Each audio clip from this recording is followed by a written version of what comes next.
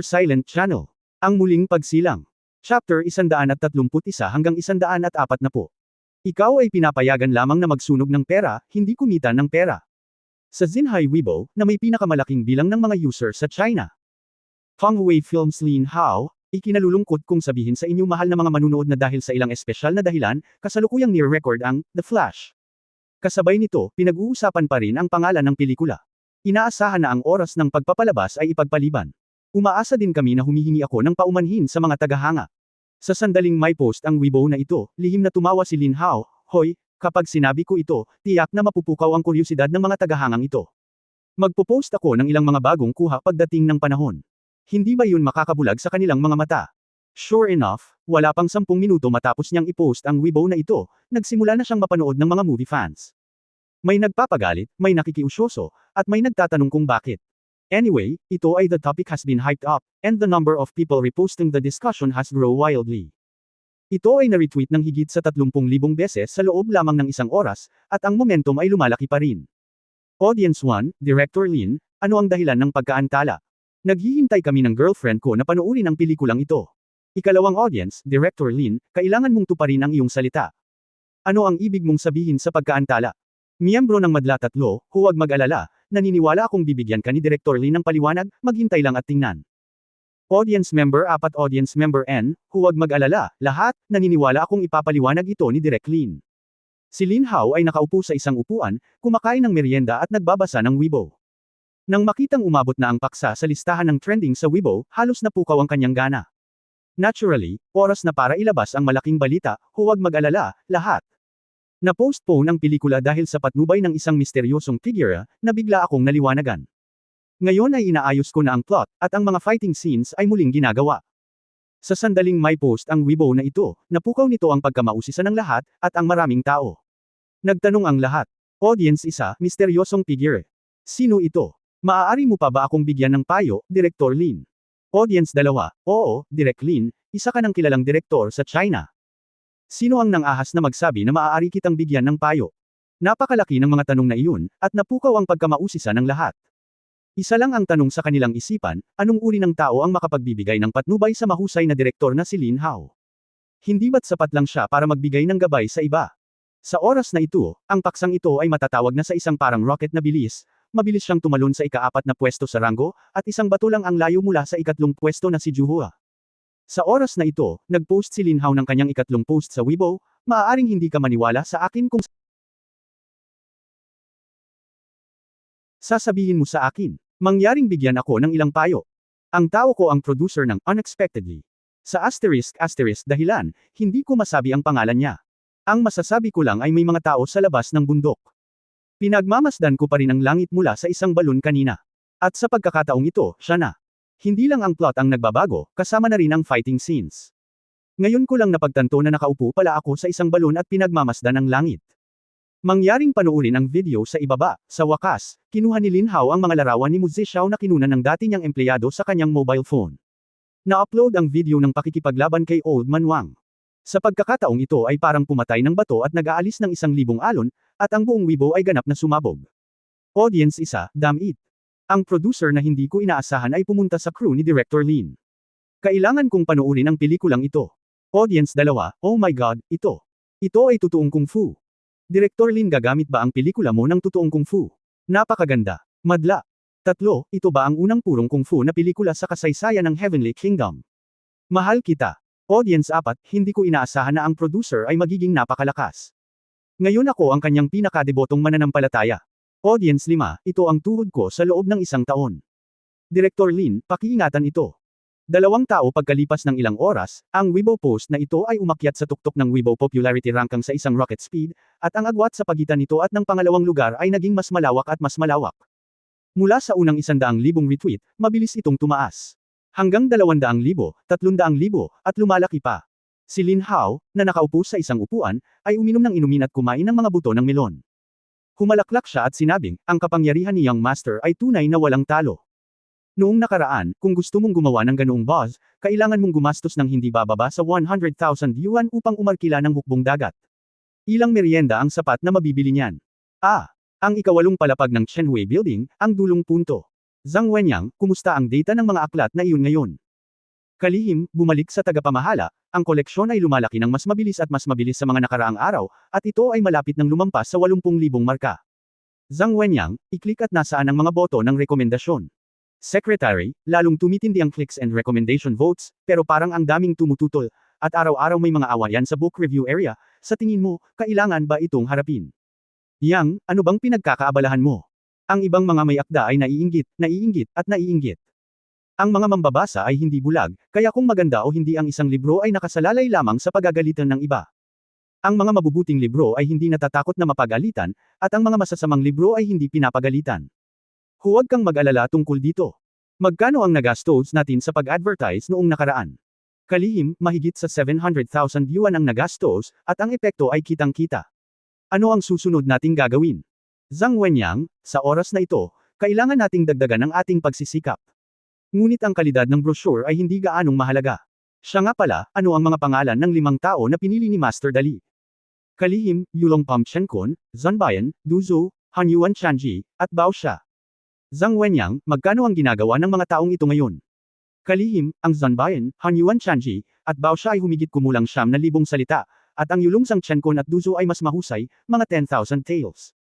Libu-libong salita, ang bilis ay umabot na sa limitasyon nito. Kung ito ay mas mabilis, ang kalidad ay hindi magagarantiyahan. Bueno, alam ko ito.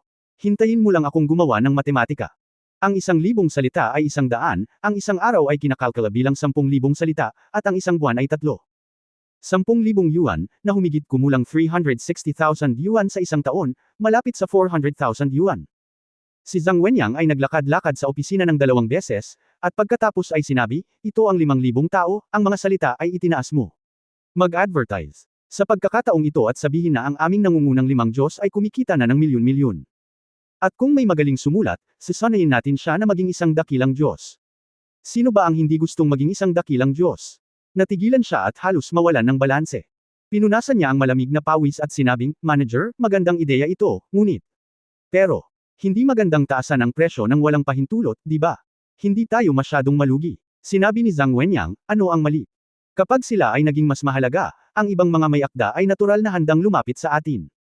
Kung marami ang mga may akda, mas marami ang mga mambabasa, at kung marami ang mga mambabasa, mas maraming mga may akda. Naiintindihan mo ba kung paano ito umuusad? Oo. Ngayon, muli nating i-publish ang ganoong mensahe. Mayroong 20 mahusay na mga masters, kung ano ang gusto nila sa ating destinasyon. Secretary, okay, tumigil siya at muling nagtanong. Sabi, siya nga pala, Manager, may isa pa. Maraming kumpanya ang gustong mag-advertise sa aming site, at hindi mababa ang presyo. Tinanong ka ni Mr. Yang kung gusto naming gawin ang susunod na hakbang. Hindi. Sinabi ni Zhang Wen na hindi man lang inisip ni Yang ang tungkol dito, ay turn down silang lahat. Detalyadong ipinaliwanag ng Yang Master na maaari ka lamang magsunog ng pera, hindi kumita. Okay. Turkey Bookstore, malaking conference room. Mr. Zing, si Master Ming Cheng ay tila nasa loob nitong mga nakaraang araw. Dapat ba nating pagbutihin ang ating pagganap para mapasaya siya? Isang lalaking may salamin ang nagtanong, maraming mga manufacturer ang gustong makapunta sa finish line ngayon. Nag-advertise ako, pero lahat sila ay tinanggihan. Ngayong nandito na tayo, gusto mo bang tanggapin ito o hindi? Sinabi ni G. Zing na may buhok na Mediterranean, yung mga tanga, itinutulak nila ang pera, haha, tanggapin mo, bakit? Huwag tanggapin. Halika. Magkano itong mga bayarin sa advertising? Sabi ni G. Zing, at tumanggo ang lahat bilang pagsang-ayon. Ang mga bayarin sa advertising ay hindi isang maliit na halaga ng pera. Naibigay na ang pera sa kaharap na bata at itinutulak pa niya ito palabas. Dapat kasi naiipit ang utak niya sa pinto. Ang lalaking may salamin ay nagsabi, mayroong mga 20 kumpanya sa kabuuan ngayon.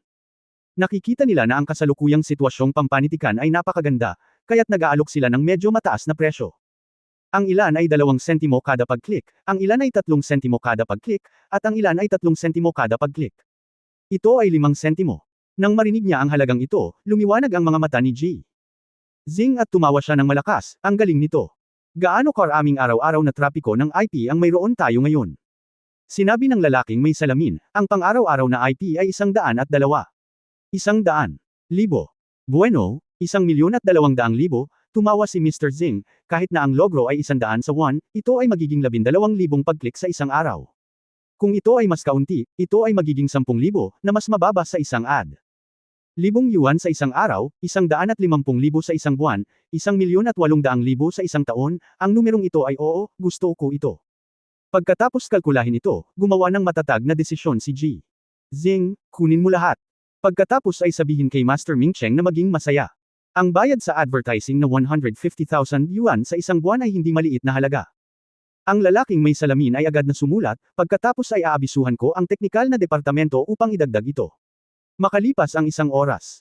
Ang isang mambabasa ay nagbabasa ng isang nobela, at sa sandaling buksan niya ang pahina, 3 pahina ang sunod-sunod na lumitaw. Agad siyang nagulat, holy crap, may virus ang computer ko. Bakit ang daming ads? Mabilis na isara ito. I-drop ang pahina at simulan ang pagsuri sa virus. Pagkaraan ng ilang sandali, nagtanong ang mambabasa, hindi ako nahawaan ng virus. Bakit napakaraming ad? Binuksan niya muli ang Turkey Bookstore, at 3 pang ad ang lumitaw, holy crap. Ano ang nangyayari? Bakit ang daming ads? No way. I have to ask. Sa book club. Reader 1, hoy, mayroon bang anumang mga ad kapag binuksan mo ang pahina? Bakit 3 ang nag-pop up ng sabay-sabay? Ang homepage ay puno ng mga ad. Reader 2, damn you too. Akala ko may virus sa computer ko. Ngayon lang. Pagkatapos patayin ang lason, ganito pa rin. Reader 3, bakit gusto mo pa ring magbasa ng mga libro ang mga tao? Mas maraming advertisement kaysa sa mga libro, damn it. Reader 4, kalimutan mo na ito, bakit kailangan kong basahin ito dito? Sinasabi nila na mayroong 5 dakilang Diyos sa dulo ng kalsada. Kumikita sila ng milyon-milyon sa isang taon at ang mga librong sinusulat nila ay mukhang napakahusay. Susuriin ko sila. Reader 5, nabasa ko na ang mga librong iyon. Ang galing talaga. Titingnan ko sila sa hinaharap. Nagpunta rin ako doon para makita ito. Makalipas ang 2 oras. Ang huling destinasyon ay ang opisina ng General Manager. Secretary, Mr. Yang, ang aming book site ay nakakuha ng maraming independenteng IP address ngayon. Mukhang 10,000 hanggang 20,000, at tumataas pa rin ito. Bilang karagdagan sa nakaraang pagtaas ng mga IP address, ang bilang ng mga independenteng IP address ay tumaas ng 3 bawat araw sa kamakailang panahon. Ito ay parang 40,000. Mr. Yang, nalaman mo na ba ang nangyari? Napalunok ang sekretarya, lihim na nakahanap ang technical department ng ilang bagong rehistradong account, at pagkatapos ng masusing pag-usisa, nalaman namin na hindi nila matiis ang mga advertisement sa Turkey Bookstore, at nagustuhan din nila ang mga libro ng 5 dakilang Diyos na nagustuhan ng Young Master, kaya pumunta silang lahat dito. Marami na ang nag-recharge at nagbigay ng reward, at ang iba ay kasalukuyang naghahanda para basahin ang genuine. Si Mr. Yang ay kumalat sa sofa, kumbinsido ako sa diskarte ng Young Master. Talagang kumbinsido ako. Okay lang ito. Ang ika-9 na palapag ng Chenwei Building. Ipinatong ni Hongdali ang kanyang ulo sa dibdib ni Li Nianwei at tulala. Bago imulat ang kanyang mga mata, nagtanong siya, Sister Nianwei, anong oras na? Magiliw na tinulungan ni Li Nianwei si Hongdali na ayusin ang kanyang kama. Sa magulo niyang buhok, ngumiti siya at sinabing, lampas na sa 2:00, Young Master, gusto mo bang bumangon? Oh, pasado 2:00 na. Matagal na iniunat ni Hongdali ang kanyang katawan, bumangon ka. Nako, nakakatamad. Wala akong maisip na magandang ideya para kumita ng pera sandali. Hindi ko masisira ang tanda ng I am a singer, at tinatamad akong tumakbo. Mahinahong sinabi ni Li Nianwei, Young Master, huwag kang masyadong mag-alala tungkol dito. Napakalaki na ng naka-schedule na eksena. Ang mga ilaw at iba pang mga bagay ay inilalagay at inaayos na.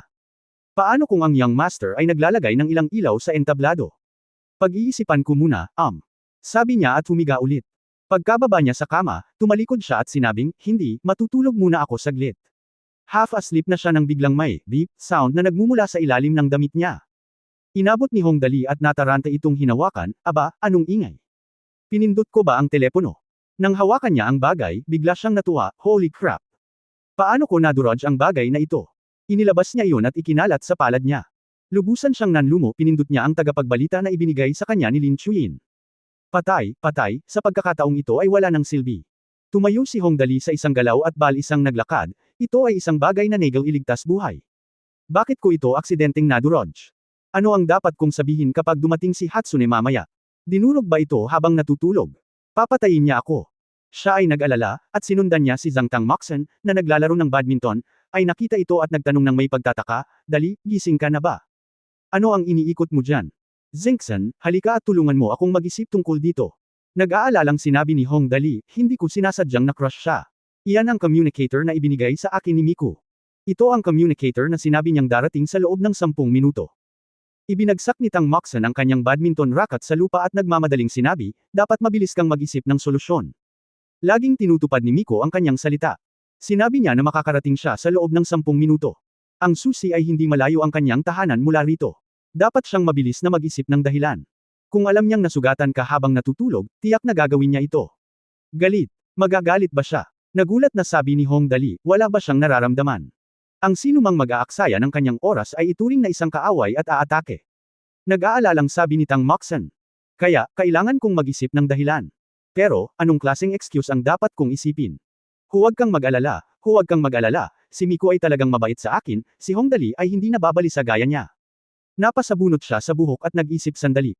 Oo, sinabi niya, noong huling beses na hiniram ko siya ng ilang virtual reality projection technology, parang napakasaya niya. Paano kung tanungin ko lang siya kung para saan ang teknolohiyang iyon? Ang boring naman. How could she care? Sabi ni Tang Moxon na may pag-aalala, sabay nating pag-isipan ito. Sandaling nag-isip ang dalawa, at tila mahigit 10 minuto na ang nakalipas. Sa huling sandali, isang ideya ang biglang pumasok sa isip ni Hong Dali. Pumalakpak siya, oo, nakaisip ako ng magandang ideya. Sa sandaling ito, isang malamig na boses ang tumunog, narito ako. Lumingon si Hong Dali at ang iba pa. Ang taong dumating ay may mahabang asul na langit na buhok na nakatali sa dalawang nakapusod, na nakalawit hanggang sa kanyang dibdib. Siya ay may payat na figure at bahagyang patag na dibdib. Nakasuot siya ng maliit na damit na may bell sleeves at nasa ilalim. Nakasuot ng maikling palda, itim na seda sa kanyang mga binti, isang pares ng maliit na leather boots, isang pares ng malaki at matingkad na mga mata, at magandang mukha, siya ay walang iba kundi ang blood concubine na si Lin Chuyin. Nang makita nila ang blood concubine, naramdaman ng iba ang pagtibok ng kanilang puso. Tumalon siya ng ligaw. Pagkatapos ng lahat, sa pagharap sa sobrang delikadong tech geek na ito, walang nang ahas na sabihin kung kailan siya biglang magagalit. Gayunpaman, mukhang walang puso si Hong Dali at nakangiting tumakbo habang tumatakbo, nandito ka na, pero pinag-alala mo ako. Ano ang gusto mo sa akin? Walang ekspresyon ang mukha ni Lin Chuyin at mahinahong sinabi, ano ang problema? Pagdating sa harap ni Lin Chuyin, maingat na nagtanong si Hong Dali, mayroon akong magandang ideya. Tungkol sa virtual reality projection technology na hiniram ko sa iyo, sinubukan kong hanapin ka ngunit wala akong contact information, kaya kinailangan kong hilingin sa iyo na pumunta ng personal. Oo, gusto mo bang marinig ito? Pwede. Tumango si Lin Chuyin. Sa madaling salita, iyon talaga. Yumuko si Hong Dali at gumuhit ng mga bilog sa lupa gamit ang kanyang mga daliri, halimbawa, ito ako, at pagkatapos ay isinuot ko ang damit na iyon at sa screen ng computer maaari kang magkaroon ng projection, tama. Iniisip ko kung maaari akong gumamit ng mga ilaw upang maipaliwanag ang projection na ito, upang ang nakikita natin ay magkaroon ng parehong liwanag at anino na epekto bilang isang tunay na tao. Matapos sabihin ni Hong Dali ang mga salitang ito, lahat ng tao sa paligid niya ay natigilan. Nagulat na sinabi ni Tang Moxon, Dali, paano mo naisip ang ideyang ito? Napakagandang ideya. Napangiti si Hong Dali at sinabing, syempre, bilang isang profesional na aliberga, paano niya magagawa ito nang walang pagkamalikhain, hehe. Nako, pinag-aaralan ko na ito. Sa oras na ito, sinabi ni Lin Chuyin, sa kasalukuyan, monochromatic projection lamang ang maaaring gamitin. Ang multicolor series ay nasa ilalim pa rin ng pagsasaliksik, at ang kasalukuyang pag-unlad ay 46% at malapit ng makumplito. Matapos sabihin ito ni Lin Chuyin, ang mga tao sa paligid niya ay nagbago mula sa pagkatulala tungo sa pagkagulat. Dati, pakiramdam nila ay walang silbi ang binili ni Hong Dali at produkto lamang ng pag-aaksaya ng pera. Ngayon nang marinig nila ito, naramdaman ni Lin Chuyin na walang silbi ang bagay na binili ni Hong Dali. Sa mga kamay ng tech nerd na ito, ang paggamit na maaaring magmula doon ay hindi maisip, ganap na hindi maiisip. Bilang expected sa isang tech nerd, makapangyarihan talaga siya. Hindi nakapagtataka na siya ay naglalakad ng patagilid sa buong Tianjin City, maging si Liu Mengzin. Kinailangan siyang iwasan ng pinakamatandang young master. Ang mga ganitong talento ay hindi lamang sa antas ng negosyo, ngunit masasabing nasa pambansang antas. Walang pakialam si Hong Dali tungkol dito. Sa oras na ito, bigla na lang niyang sinabi, nagawa mo na. Nagawa mo na. Ilang araw na lang. Pinangalanan mo na ba ang teknolohiyang ito? Pangalan. Tumagilid ang ulo ni Lin Chuyin at nagtanong, mabuti kung magagamit ito. Bakit kailangan mo ng pangalan?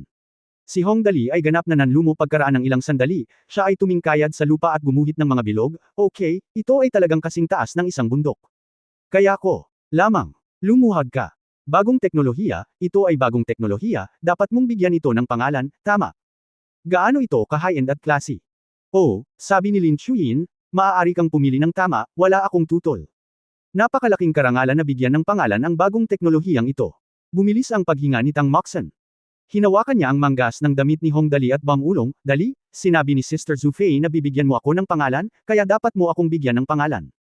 Kailangan mong pag-isipang mabuti ito, kung hindi, ito ay isang malaking biro. Oo. Talagang walang tiwala si Tang Moxon kay Hong Dali kung tatawagan niya itong alibughang teknolohiya o teknolohiyang nagsusunog ng pera, ito ay lubos na nakapanlulumo. Alam ko. Sa kabutihang palad, kahit na gusto ni Hong Dali na gumastos ng pera upang makumplito ang gawain, siya ay hindi isang walang utak na middle school boy kung tutuusin. Natural na naiintindihan niya ang kahalagahan ng ganitong uri ng bagay, bueno, tawagan natin ito. Tawagin natin itong teknolohiyang holographic projection. Matatawag mo rin itong virtual imaging technology, sabi niya, habang nakatingin kay Lin Chuyin, ano sa tingin mo ang pangalang ito? Rapid display. Pwede. Halos himatayan si Hong Dali nang marinig niya ang string ng English na iyon. Bago siya naglakbay sa oras, bukod sa hindi siya masyadong magaling sa matematika at halos walang sense of time, ang pinakakinatatakutan niya ay ang English. Ngunit kailangan pa rin niyang satisfyin ang kanyang kuryusidad upang maiwasan ang pag-uwi. Ang mga mata ni Dali ay puno ng maliliit na bituin at nagtanong siya, bueno, Hatsune, paano ka nakabuo ng teknolohiyang holographic projection na ito? Hindi naman mahirap. Bagamat walang emosyon si Lin Chuyin, mayroon siyang halos nakakabaliw na interes sa teknolohiya. Agad niyang sinimula na ipaliwanag kay Hong Dali ang pangunahing teorya ng kanyang pananaliksik sa teknolohiyang ito, paggamit ng mga prinsipyo ng interference at diffraction upang i-record at kopyahin ang tunay na three-dimensional na imahe ng bagay. Ang isa ay ang paggamit ng prinsipyo ng interference upang maitala ang impormasyon ng light wave ng bagay. Ang bagay ay bumubuo ng isang diffuse object beam sa ilalim ng laser irradiation. Ang iba pang bahagi ng laser ay ginagamit bilang isang reference beam at ibinubuga sa holographic film, na nagpapatong sa object beam upang makabuo ng interference, at ang object ay ang phase at amplitude ng bawat punto sa light wave ay na-convert sa spatially varying intensity, at sa gayon ay naitala ang lahat ng impormasyon ng light wave ng object gamit ang contrast at fringes sa pagitan ng interference. Ang pangalawa ay ang paggamit ng prinsipyo ng diffraction upang kopyahin ang impormasyon ng light wave ng bagay. Sa ilalim ng magkakaugnay na laser irradiation, ang diffracted light wave ng isang linearly recorded sinusoidal hologram ay karaniwang maaaring magbigay ng dalawang larawan, na may malakas na three-dimensional na epekto at isang tunay na visual effect. Pagkatapos sabihin ang mga salitang ito, nagtapos si Lin Chuyin, iyon lang. Si Hong Dali ay nagpatuloy sa paglupusay sa lupa at gumuhit ng mga bilog, okay, wala akong naintindihan na salita. Oo naman, ang karunungan ng mga mortal ay hindi maihahambing sa isang Diyos level na utak. Ang iba ay natatakpan din ng malamig na pawis pagkatapos makinig sa teknolohiyang ito. Hindi nila ito maiintindihan kung ito ay masyadong high-end. Oo. Hindi napagtanto ni Lin Chuyin na seryosong makakaapekto ito sa IQ ng sinuman. Pagkatapos mag-isip tungkol dito, bigla niyang sinabi, kung hindi mo maintindihan, maaari kang pumunta sa aking bahay at tingnan. Totoo. Nang marinig ito, ang mga mata ni Hong Dali ay agad na naging 200 watts na bombilya, maaari mo ba talagang palayain kami? Fair na. Hindi na nag-aksaya pa ng mga salita si Lin Chuyin. Lumingon siya at pinona ang daan, sumama ka sa akin at ihahatid kita roon. Bilang isang high-end na teknolohiyang nerd, bagaman walang emosyon si Lin Chuyin, mayroon pa rin siyang maliit na inaasahan para sa mga bagay na kanyang ginagawa. Umaasa rin siya na may magkakagusto sa kanyang mga gamit. Kung tutuusin, hindi lang siya ang nasa mundong ito. Minaliit ni Lin Chuyin ang lahat. Ngunit Hong Dali at ang iba ay ganap na baliw. Ito ang kapanganakan ng isang bagong teknolohiyang gumagawa ng panahon na hindi lahat ay nagkaroon ng pagkakataong masaksihan. Ang magiliw at walang malasakit na si Li Nianwei ay sabik na subukan, at si Hong Dali ay nagpasya na naglabas ng isang utos, lahat, sabay-sabay tayo. Umalis na. Nagmamadaling bumaba, sumakay na si Lin Chuyin sa kanyang sobrang cool na sports car. Ang makina ay gumawa ng isang mahinang dagandong, at ang tambucho ay nagbuga ng apoy paminsan-minsan. Ang pagtingin lang sa porma sayon ay sapat na para mapa-address ang mga tao. Ngunit sinabi ni Yu daw na ang pag-usisa ay maaaring pumatay ng mga pusa. Ngayong may pagkakataon na silang pumunta sa kanyang laboratorio para makita ang kanyang imbensyon, hindi na inaalala ni Hong Dali at ng iba pa ang kaligtasan o panganib. Anyway, hanggat hindi siya umaatake, hindi siya lalaban. Ang grupo ng mga tao na sinakyan ko ay tiyak na sumakay sa kotse, at sa pagkakataong ito ang line-up ay naging mas agresibo. Nanguna ang supercar ni Lin Chuyin, na sinundan ng 3 praying angels, at sa wakas ay sinundan ng isang extended winged angel.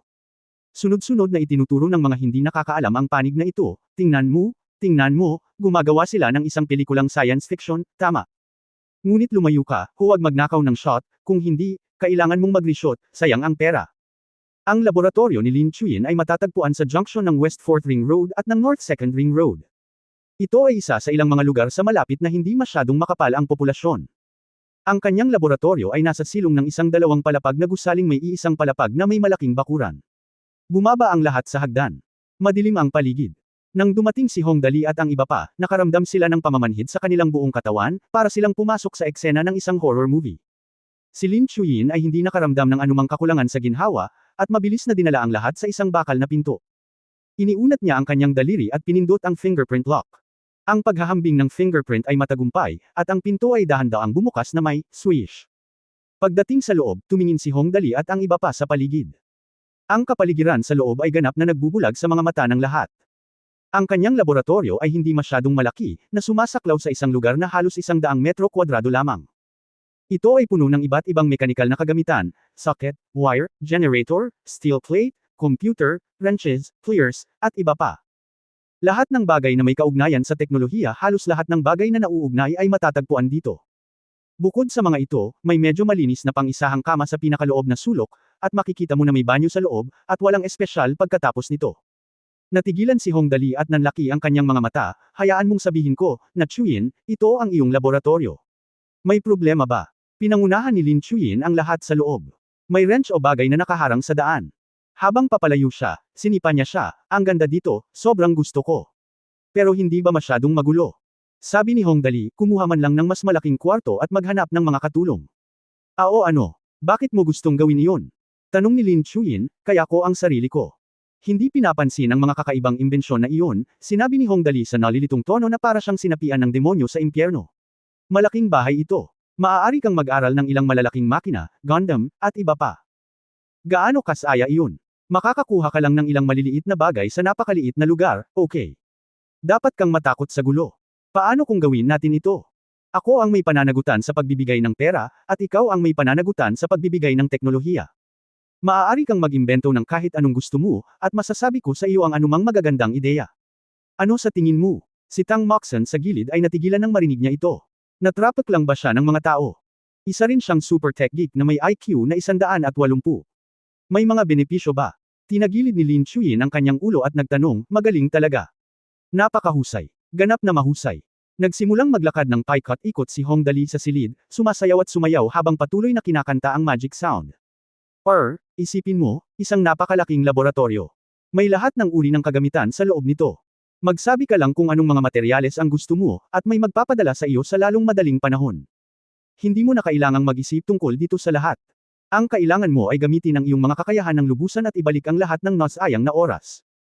At ako, isang profesional na alibughang tao, ang magiging responsable para sa pagbabayad para dito. Nag-isip sandali si Lin Chuyin, mukhang maganda, okay. Hahaha, tama na. Masayang tumalon si Hong Dali, kung gayon, maituturing tayong magkasosyo mula ngayon. Partners are ano ang ibig sabihin nito? Nagpahayag ng pagkamausisa si Lin Chuyin tungkol sa salitang ito, ano ang ibig sabihin nito?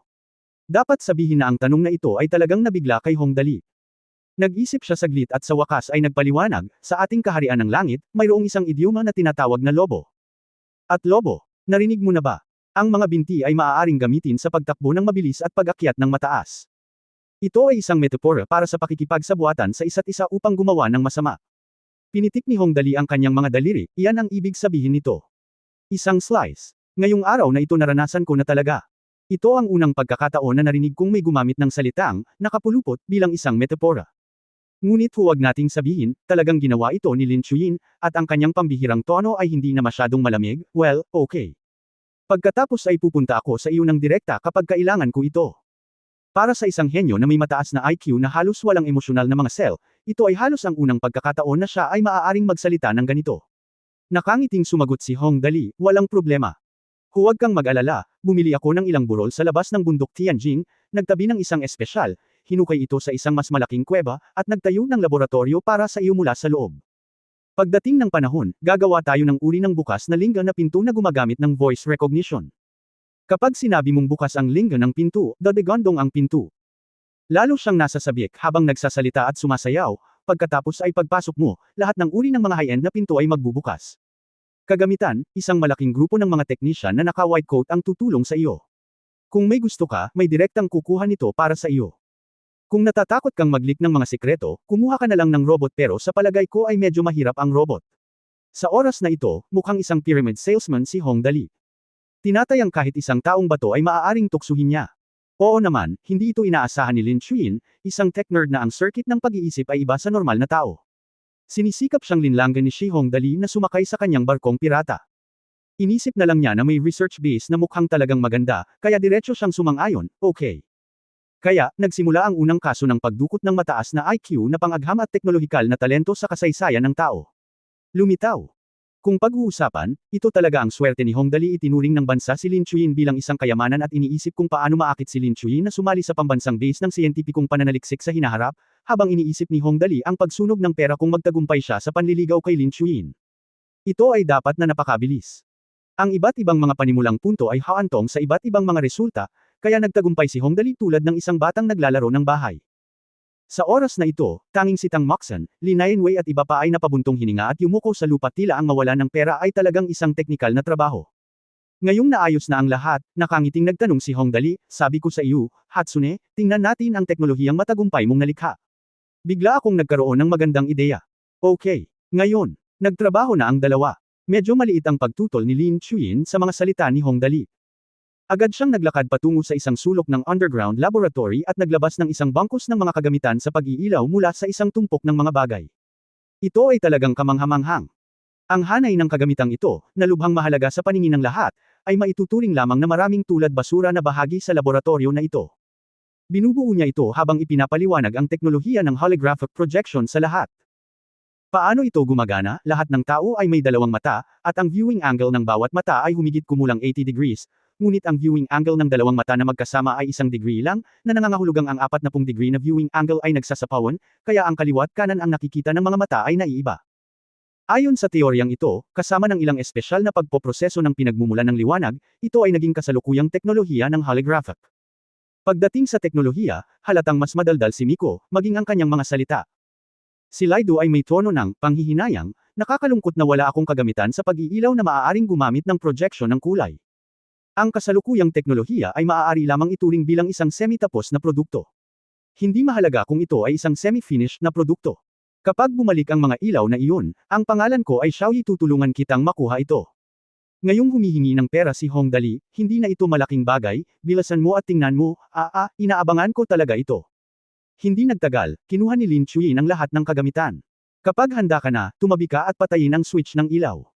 Sa isang iglap, madilim ang buong laboratorio, at imposibleng makita ang kahit isang daliri. Habang pinindot ni Lin Chuyin ang switch ng holographic projection technology, ilang malabong ilaw ang dinaglaon. Mula sa nakapalibot na madilim na kapaligiran, unang kumikislap ang ilang starlight, parang mga bituin sa langit, ngunit may mga galami. Maaabot. Natigilan si Hongdali at ang iba pa, at iniunat pa ni Tang Moxon ang kanyang kamay ng may pagtataka, gustong hawakan ang mga magagandang bituin. Siyempre, ito ay hindi mahahawakan. Nagliwanag saglit ang mga bituin, at saka tumunog ang umaagos na tubig. Isang piraso ng mapusyaw na asul na tubig ang lumitaw sa paligid ng lahat, dahan-daang umaagos.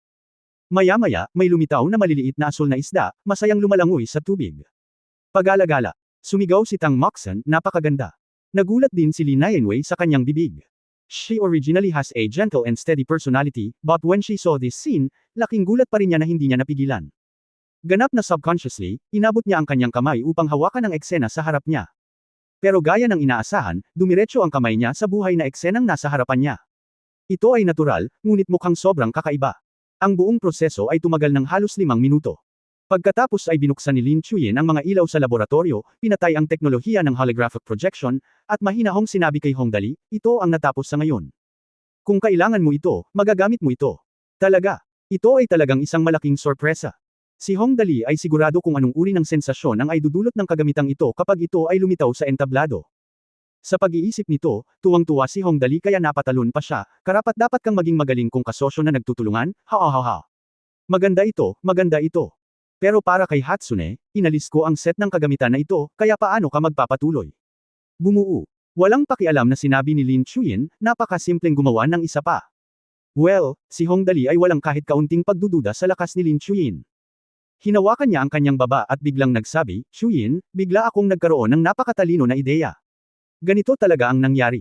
Kaya gusto kitang hanapin ngayon. Sabi mo, sabi ni Lin Chuyin. Sa tingin mo, ang mga ito ay maaari lamang maging mga hayop sa ngayon, tama ba? Nakangiting sinabi ni Hongdali, alalahanin ang virtual reality projection na teknolohiya, tama. Magagawa natin ito, maghanap ng taong kayang sumayaw at magsuot ng damit na iyon, at pagkatapos ay i-record ang lahat ng kanyang mga galaw sa computer, at pagkatapos ay gamitin ang teknolohiyang ito para ipakita ito, ano ang nararamdaman mo. Sa sandaling sinabi ito ni Hong Dali, nagulat na naman ang lahat sa paligid niya. Siya ay nagpaplano upang dalhin ang dalawang dimensional na mga karakter sa katotohanan. Ang maitim na mga mata ni Tang Moxon ay kasing liwanag ng mga bituin sa kalangitan. Kinamayan niya si Hong Dali at sinabing, Dali, meron ka talaga, makakaisip ka ng napakagandang paraan. Sa tingin ko, napakaganda ng pamamaraang ito, ganito batay sa aktwal na galaw ng karakter, kasama ang pagpoproseso ng hitsura ng computer, at pagkatapos ay gumamit ng teknolohiya ni Sister Shafei. Wow! Hindi ba ibig sabihin nito ay maaari kang umarte sa isang pelikula? Ngumiti si Hong Dali at sumagot, syempre, hindi makatotohanan ang paggawa ng pelikula, pero masarap mag-concert. Tumango si Lee Nianwei at sumang-ayon, well, humanap ka na lang ng magdudub ng ilang kanta, at gagawa ako ngayon. Inaasahan ko ito. Palihim na napabuntong hininga si Zhang Kai, oo naman, ang ideya ng Young Master ay talagang mahirap alamin, at ito ay may walang kapantay na komersyal na halaga. Ang mga epekto na maaaring idulot ng virtual reality projection technology ay talagang hindi maisip. Noong binili ng Young Master ang virtual reality projection technology, naisip ko na ang pera ay nasasayang. Ngayon, tila ang babalik ay kahit 12-dosenang beses. Sayang, ang tanging pinagsisisihan ng batang master ay kung gaano kalaki ang pinagsisisihan ng mga batang master.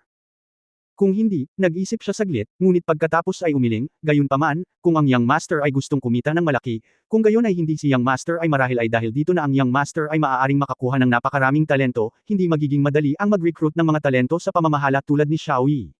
Sa huli, walang magawa si Zhang Kai, mukhang lahat ay kalooban ng Diyos. Ngayon ay mas inaabangan ko ang gagawin ng Young Master sa hinaharap, haha. Sa ilang sandali, ang lahat ay may iba't ibang mood. Sa oras na ito, naisip ni Lin Chuyin pagkatapos mag-isip ng ilang sandali, sinabi niya, bueno, marahil ito ay isang magandang ideya. Pagkatapos ay pag-aralan ko ito sa susunod na pagkakataon. Matapos marinig ang kanyang pagsang-ayon, si Hong Dali ay may isang mapanuksong ngiti sa kanyang mukha at mahiwagang sinabi, Hatsuyin, ang karakter na ito ay naisip ko na, tingnan mo, paano kung kamukha mo ito? Well, nakagawa ako ng isang pangalan para sa iyo, ito ay Hatsune Miku. Sa wakas ay mapapaganda na kita. Sa mundong ito, ginawa ni Kuya. Posible bang taasan muli ang presyo ng berdeng sibuyas? Pagkatapos ay maghanap ng isang cute na batang babae upang kantahin ang kantang ito. Wow hahaha. Halos mapatalon si Hong Dali sa tuwa. Mukhang naisip ni Lin Chuyin na hindi masama ang ideyang ito. Itinagilid niya ang kanyang ulo at nag-isip tungkol dito, pagkatapos ay biglang nagtanong, kung gayon, tatawa ba siya? Maaari ba siyang umiyak? Sabi ni Hong sa isang pangungusap. Ang puso ni Hong Dali ay humigpit ng gusto, at sa wakas ay tumango siya ng mariin, oo. Talagang gagawin ko. Ito, okay. Sumang-ayon si Lin Chuyin, iyon lang. Natapos ang lahat dito, at orihinal na binalak ni Hong Dali na makita muli si Lin Chuyin. Imbensyon ni Hatsune, ngunit nang maisip niya na silang dalawa na ngayon ay, in league with each other, at marami pang oras sa hinaharap, hindi siya nagmamadali para sa araw na ito. Ngayon ay mayroon siyang mas mahalagang bagay na dapat gawin, well, Hatsune, tingnan mo, bakit hindi ka mag-iwan ng contact information o kung ano? Well, may kapareho. Si Lin Chuyin ay nagtungo muli sa tambakan ng basura pinulot ang mga bahagi, sandali. Tiningnan ito ni Hong Dali at ng iba pa na may malamig na pawis sa kanilang mga ulo. Oo nga naman, ang mga nilalang na parang bahay ay hindi makahusga sa pamamagitan ng sentido komon. Ang mga mahahalagang imbensyon na ito ay nakatambak na parang basura. Kung gusto mong gamitin ang mga ito, kailangan mong hanapin ang mga ito ngayon. Mas mabuting hatiin ito sa mga kategorya. Sa kabutihang palad, mabilis na nakahanap si Lin Chuyin ng isang maliit na relo, iniabot ito kay Hong Dali, at sinabing, relo ng komunikasyon, maaari mo akong kausapin sa pamamagitan ng pagpindot sa pindutan, at mayroon din itong function ng pag-record. Ang paglabas ng signal ay hindi naaabala ng anumang magnetic field. Ang unang dalawa ay simple, ngunit ang huli ay malakas kung ang paglabas ng signal ay hindi nakikialam. Alam ni Hong Dali na maraming device na maaaring makasagabal sa mga signal ng mobile phone, gaya ng mga jammer na ginagamit sa mga entrance exam room sa kolehiyo. Sa sandaling naon ang device, mawawalan kaagad ng signal ang telepono. Ngayon sa relo na ito ay mas malakas. Maaari itong tawaging isa pang negil iligtas buhay na magic weapon sa mga kritikal na sandali. Ito ay mabuti, ito ay mabuti. Kinuha ni Hong Dali ang relo ng walang kagalang-galang at isinuot ito, gamit ito, kung mayroon akong anumang magagandang ideya. Sasabihin ko sa iyo, ho, siya nga pala, pagkatapos ay madalas akong pumupunta sa iyong lugar upang makita ito. Gusto ko ring gumawa ng mga imbensyon na ito. Kung maaari kang pumunta sa Hatsune upang makita ito ng madalas, tiyak na marami kang kikitain sa bawat oras. Well, okay. Hindi sinasadya ni Lin Chuyin na tanggihan ito, ngunit sabihin mo sa akin bago ka pumunta rito, kung hindi, sasaktan ka ng automatic defense system dito. Automatikong defense system. Matapos pakinggan si Hong Dali at ang iba ay hindi napigil ang tumingin sa kaliwat kanan sa salitang ito. Meron bang ganyan? Ayan na. Casual na kinuha ni Hatsune ang isang wrench at inihagis ito sa pintuan. Sa sandaling ito, nakita ni Hong Dali ang isang asul na electric light na agad na tumama sa wrench, na nagdulot ng nakakatusok na tunog ng sizzling. Lumuhad ang lahat. Tila ang panganib dito ay hindi gaanong mapanganib kaysa sa istasyon ng pulisya. Diyos ko! Ang sistema ng pagtatanggol na ginawa ko gamit ang Tesla high voltage coils ay maaaring makakita ng mga ilegal na pagsalakay na nilalang. Sinabi ni Lin Chuyin, kaya kailangan mong kamustahin ako bago ka dumating, kung hindi, ikaw ay nasa panganib. Okay. Tungkol ito sa sarili niyang buhay, kaya hindi nang ahas si Hong Dali na maging pabaya, naiintindihan mo, kamustahin kita bago ako dumating, at kailangan mo akong sunduin. Okay. Tumango si Lin Chuyin. Halos tapos na ang lahat. Hiniling ni Hong Dali sa mga tao na kunin ang holographic projection equipment, at hindi niya nakalimutang itanong, kailangan lang iyon ang bagay na ito, di ba? Pwede bang i-adjust ang eksena sa loob? Maaari mong ayusin ito sa iyong sarili, sabi ni Lin Chuyin, nag-set up ako ng maraming set ng mga programa ng animation, maaari mong subukan ang mga ito. Pagkatapos ay susubukan ko ang paraan ng pagpapatakbo. Tuwang-tuwang binuksan ni Hong Dali ang device at sinabi niya, ang set ng holographic projection equipment na ito na idinisenyo at ginawa ni Lin Chuyin ay medyo simple, isaksak ang power, i-on ang equipment, piliin ang animation, lalabas ang projection, at pagkatapos ay i-off ito kapag hindi ginagamit. Isang napakatangang paraan ng pagpapatakbo. Okay, walang problema. Tuwang-tuwa si Hong Dali at nakangiting sinabi, babalik ako at sisimulan kong itayo ang malaking laboratorio. Kung mas mabilis ito, maaari tayong pumasok at tingnan sa loob ng halos isang buwan. Naghukay siya ng isa mula sa bundok. Naniniwala ako na hindi masyadong mahirap gumawa ng daan palabas ng laboratorio gamit ang pera kung hindi natin kayang maghukay ng mas maliit na kuweba, ganoon din ang paggawa ng high-tech na gusali sa labas. Okay, let me start first. Pansamantalang isinara ang defense system sa pinto. You can go out. Matapos sabihin ito ni Lin Chuyin, hindi niya pinansin si Hong Dali at ang iba pa at tumalikod upang umupo sa harap ng computer. Sige, mauna na tayo. Pagkatapos umalis sa laboratorio ni Lin Chuyin, ang iba ay nagpupunas ng malamig na pawis, ngunit si Hong Dali ang unang nagsabi, Xiaoyi, mangyaring makipag-ugnayan ka agad sa mga tao sa opisina ng patent at kunin ang set na ito. Mag-apply para sa isang patent sa holographic projection technology. Isulat ang pangalan ng patentee dito, Lin Chuyin. Halika, huwag kang Sir On. Okay, young master. Agad namang kinuha ni Xiaoyi ang dalawang lalaking aso at naunang umalis. Dali, hawak kita. Matapos marinig ang mga salita ni Hong Dali, agad na pinuri ni Tang Moxon, mas komprehensibo ang iniisip mo, hindi ko inaasahan ito. Mukhang napakatalino mo talaga, hehe. Ako ay isang aliberga, hindi isang tanga. Tumalon si Hong Dali, bakit palagi mo akong tinatrato bilang isang tanga? Nakakasakit ito sa pagpapahalaga sa sarili ng mga tao, okay. Nakagat ni Li Nianwei ang kanyang mga labi at ngumiti, sa katunayan, ang young master ay talagang mabait, kung ito ay sinuman, hindi ako magkakaroon ng napakaraming mabuting kaibigan. Oy, naiintindihan pa rin ako ni Sister Nianwei. Sinabi ni Hong Dali at niyakap si Li Nianwei, Sister Nianwei, mangyaring aliwin ako. Malakas na hinayla ni Tang Moxon ang mga tainga ni Hong Dali, huwag mong samantalahin si Sister Nianwei. Wala akong dala. Ang grupo ng mga tao ay umalis sa laboratorio ni Lin Chuyin habang tumatawa. Sa laboratorio, tumingin si Lin Chuyin sa screen ng surveillance sa gilid, nakinig sa usapan ng lahat, at bamulong, ito ba ay magkakaibigan, magkasosyo, nagtutulungan. Ang kanyang mga mata ay naging mas maliwanag, at siya ay hinawakan ang kanyang dibdib, ang tibok ng puso ay mas mabilis kaysa sa karaniwan. Ito ay mas mabilis, at ito ay tila napaka-komportable. Ganito ba ang pakiramdam kapag nasa problema? Well, mukhang maingat siya. Gusto niya bang mag-apply para sa akin ng patent? Nakalimutan ko pa nga. Hatsune Miku. Gamit ako bilang model, baka mapahaba mo ang buhok mo. Bueno, maaari ba siyang tumawa o umiyak? Kung gayon, maaari ba siyang magkaroon ng damdamin? Siguro. Hahaha. Interesting na naman this time. Malakas na tumawa si Hong Dali, holographic projection technology, kasama ng ating super prodigal stage, ang memorya na ito ay dapat na sikat na sikat. Oo, gusto ko ito ang epekto. Kung gagawin mo ito ng masigla, tiyak na ito ay isang dekalidad na produkto. Alam kong magaling ka, tingnan mo ang iyong mapagmataas na hitsura. Tumawa din si Tang Moxon sa gilid, ngunit kung pag-uusapan ito, sa hanay ng teknolohiyang ito, sa hinaharap, ang I Am a Singer, ay tiyak na magiging hit muli, at malamang na hindi ito mas masahol kaysa sa konsyerto ni Sister Nianwei, tama ba? Tumingin si Li Nianwei kay Hong Dali na may walang humpay na pagdududa sa mga mata ng kanyang kapatid. Mahinang sinabi, ang ideya ni Young Master ay ligaw at hindi pinipigilan, naniniwala ako na ito ay magiging mabuti. Okay. Tuwang-tuwang ibinuka ni Hong Dali ang kanyang mga kamay, ako ang hari ng mundo. Ako ang pinakamalaking talunan sa mundo. Ako, ito ay isang mga awit, narito ako. Tara, magsaya tayo this time, hahaha. Tianjin City, hilaga ng Tianchen Bridge sa North 5th Ring Road, Tianao Forest. Napakaganda ng lokasyon dito, at malalim ang kapaligiran ngunit hindi nakakapanlumo. Ang isang pangunahing kalsada ay dumadaan sa intersection ng North 4th Ring Road at direktang humahantong sa gitna ng Tianjin. Ang malilim na berdeng mga puno sa tabi ng kalsada ay nagpapaginhawa at masaya sa mga tao. Ang malawak na ibabaw ng kalsada at ang kakaunting sasakyan ay nagpapatunay na napakaganda ng kondisyon ng trapiko dito. At ang pangunahing kalsadang ito, na halos 20 metro ang lapad, ay talagang ginawa ng pamilya Hong.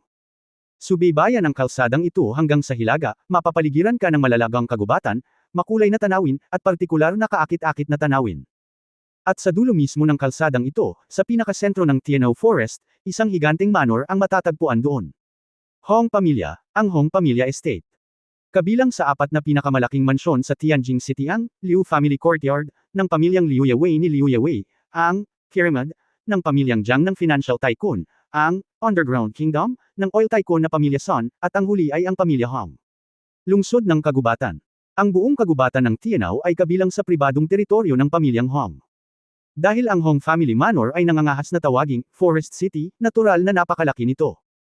Ang buong manor ay may lugar na pagtatayo na humigit kumulang 10,000 metro kwadrado, halos 100 gusali, kabilang ang 4 na swimming pool, golf course, bowling room, sinihan, musikal na teatro, underground wine cellar, at iba pa. Sa katunayan, ang mga bagay na ito ay wala sa mga mararangyang bahay sa Tianjin City, ngunit ang mga nakapaligid na kagubatan at lawa na malapit sa orihinal na ekolohiya at isang maliit na mainit na bukal ay medyo bihira maaari mo kahit paminsan-minsan, nakakakita tayo ng mga oso na naghahanap ng pagkain sa kagubatan. Sa manor na ito, mayroong kahit 3 helicopter pad, at 3 espesyal na helicopter na nakaparada sa mga ito ay ginagamit upang dalhin ang mga miyembro ng pamilyang Hong sa panahon ng mga emergency na pagtitipon. Sa napakalaking sukat, natural na mauunawaan kung bakit ang mga anak ng pamilyang Hong ay nakikipaglaban para sa mga nangungunang pwesto sa pagpupulong ng pamilya hanggat ang mga anak ng pamilya na may natatanging mga kwalipikasyon ay hindi kailanman maramo, sila ay kikilos ng kusa. Na isang panimulang kapital na higit sa 50 milyon. Ang malaking conference room sa gitna ng Forest City ng Hong's Manor. Napakaluwag ng conference room, mga 500 square meters, at maraming tao dito. Ang 3 matandang lalaki na nakaupo sa itaas, na may walang pakialam na mga ekspresyon, 2 lalaki at 1 babae, ay ang 3 pinakamabait at iginagalang na matatanda sa pamilyang Hong. Ang nasa gitna ay may 2 pulgadang puting kilay at halos 1 pulgadang puting balbas sa baba. Bagamat maraming kulubot sa kanyang mukha, puno ito ng pula. Ang kanyang mga mata ay hindi man lang maulap gaya ng mga ordinaryong matatanda, ngunit kumikinang pa rin ang mga ito. Nakasuot siya ng itim na Chinese tunic suit, na may gintong tungkod sa kanyang kamay. Nakaupo siya doon ng mahinahon at mahinahon. Siya si Hong Tu, ang ama ng magkapatid na Hong Weigyu at ang kasalukuyang elder ng pamilyang Hong. Ang matandang lalaki sa kaliwang kamay ni Hong Tu ay nakasuot ng madilim na pulang tangsuit na may maraming pera, at isang bilog na itim na sombrero sa kanyang ulo. Kamukha niya ang mga birthday girls ng mga matandang pamilya sa TV, laging nakapikit ang mga mata. Umiikot pa rin siya ng isang pares ng fitness balls na pinakintab na may blood jade sa kanyang mga kamay, na may magiliw na ngiti sa kanyang mukha at isang matapang na tingin.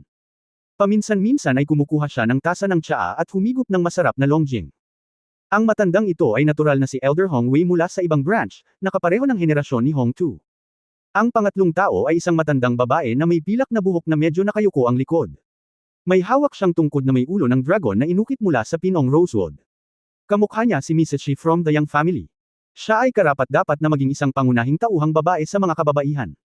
4 na salita, ang tanging babae sa henerasyon ni na Hang To at Hang Wei, si Hong Ying ang nakatatanda. Sa oras na ito, 3 tao ang nakaupo sa ilalim ng kaliwang kamay ng 3 matatandang ito. Ang isa sa kanila ay gwapo, nakasuot ng silver gray na suit, walang kurbata, at slick back hair. Siya pala ang ama ni Hong Anbao at ang ika-4 na kapatid ni Hong Weigyu. Hong Jianye. Ang 2 pang tao, kung dumating si Hong Dali, ay labis na magugulat. Sila pala ay sina Hong Anbao at Hong Ancheng na nakilala na nila noon. Sa kabilang banda, may ilang matatanda na may masasabi sa pamilya at hindi mahina sa lakas. Sa tabi nila, mayroon ding mga nakababatang henerasyon na may namumukod tanging pagganap sa pamilya. Nagtataka ako kung ano ang ibig sabihin ng aking ama at ng 2 matanda. Yumuko si Hong Jianye nang may paggalang sa tatlong matatanda at nagtanong. Bagamat si Hong Tu ay kanyang ama, bilang isang elder, si Hong Jianye ay natural na hindi nang ahas na maging bastos sa anumang paraan.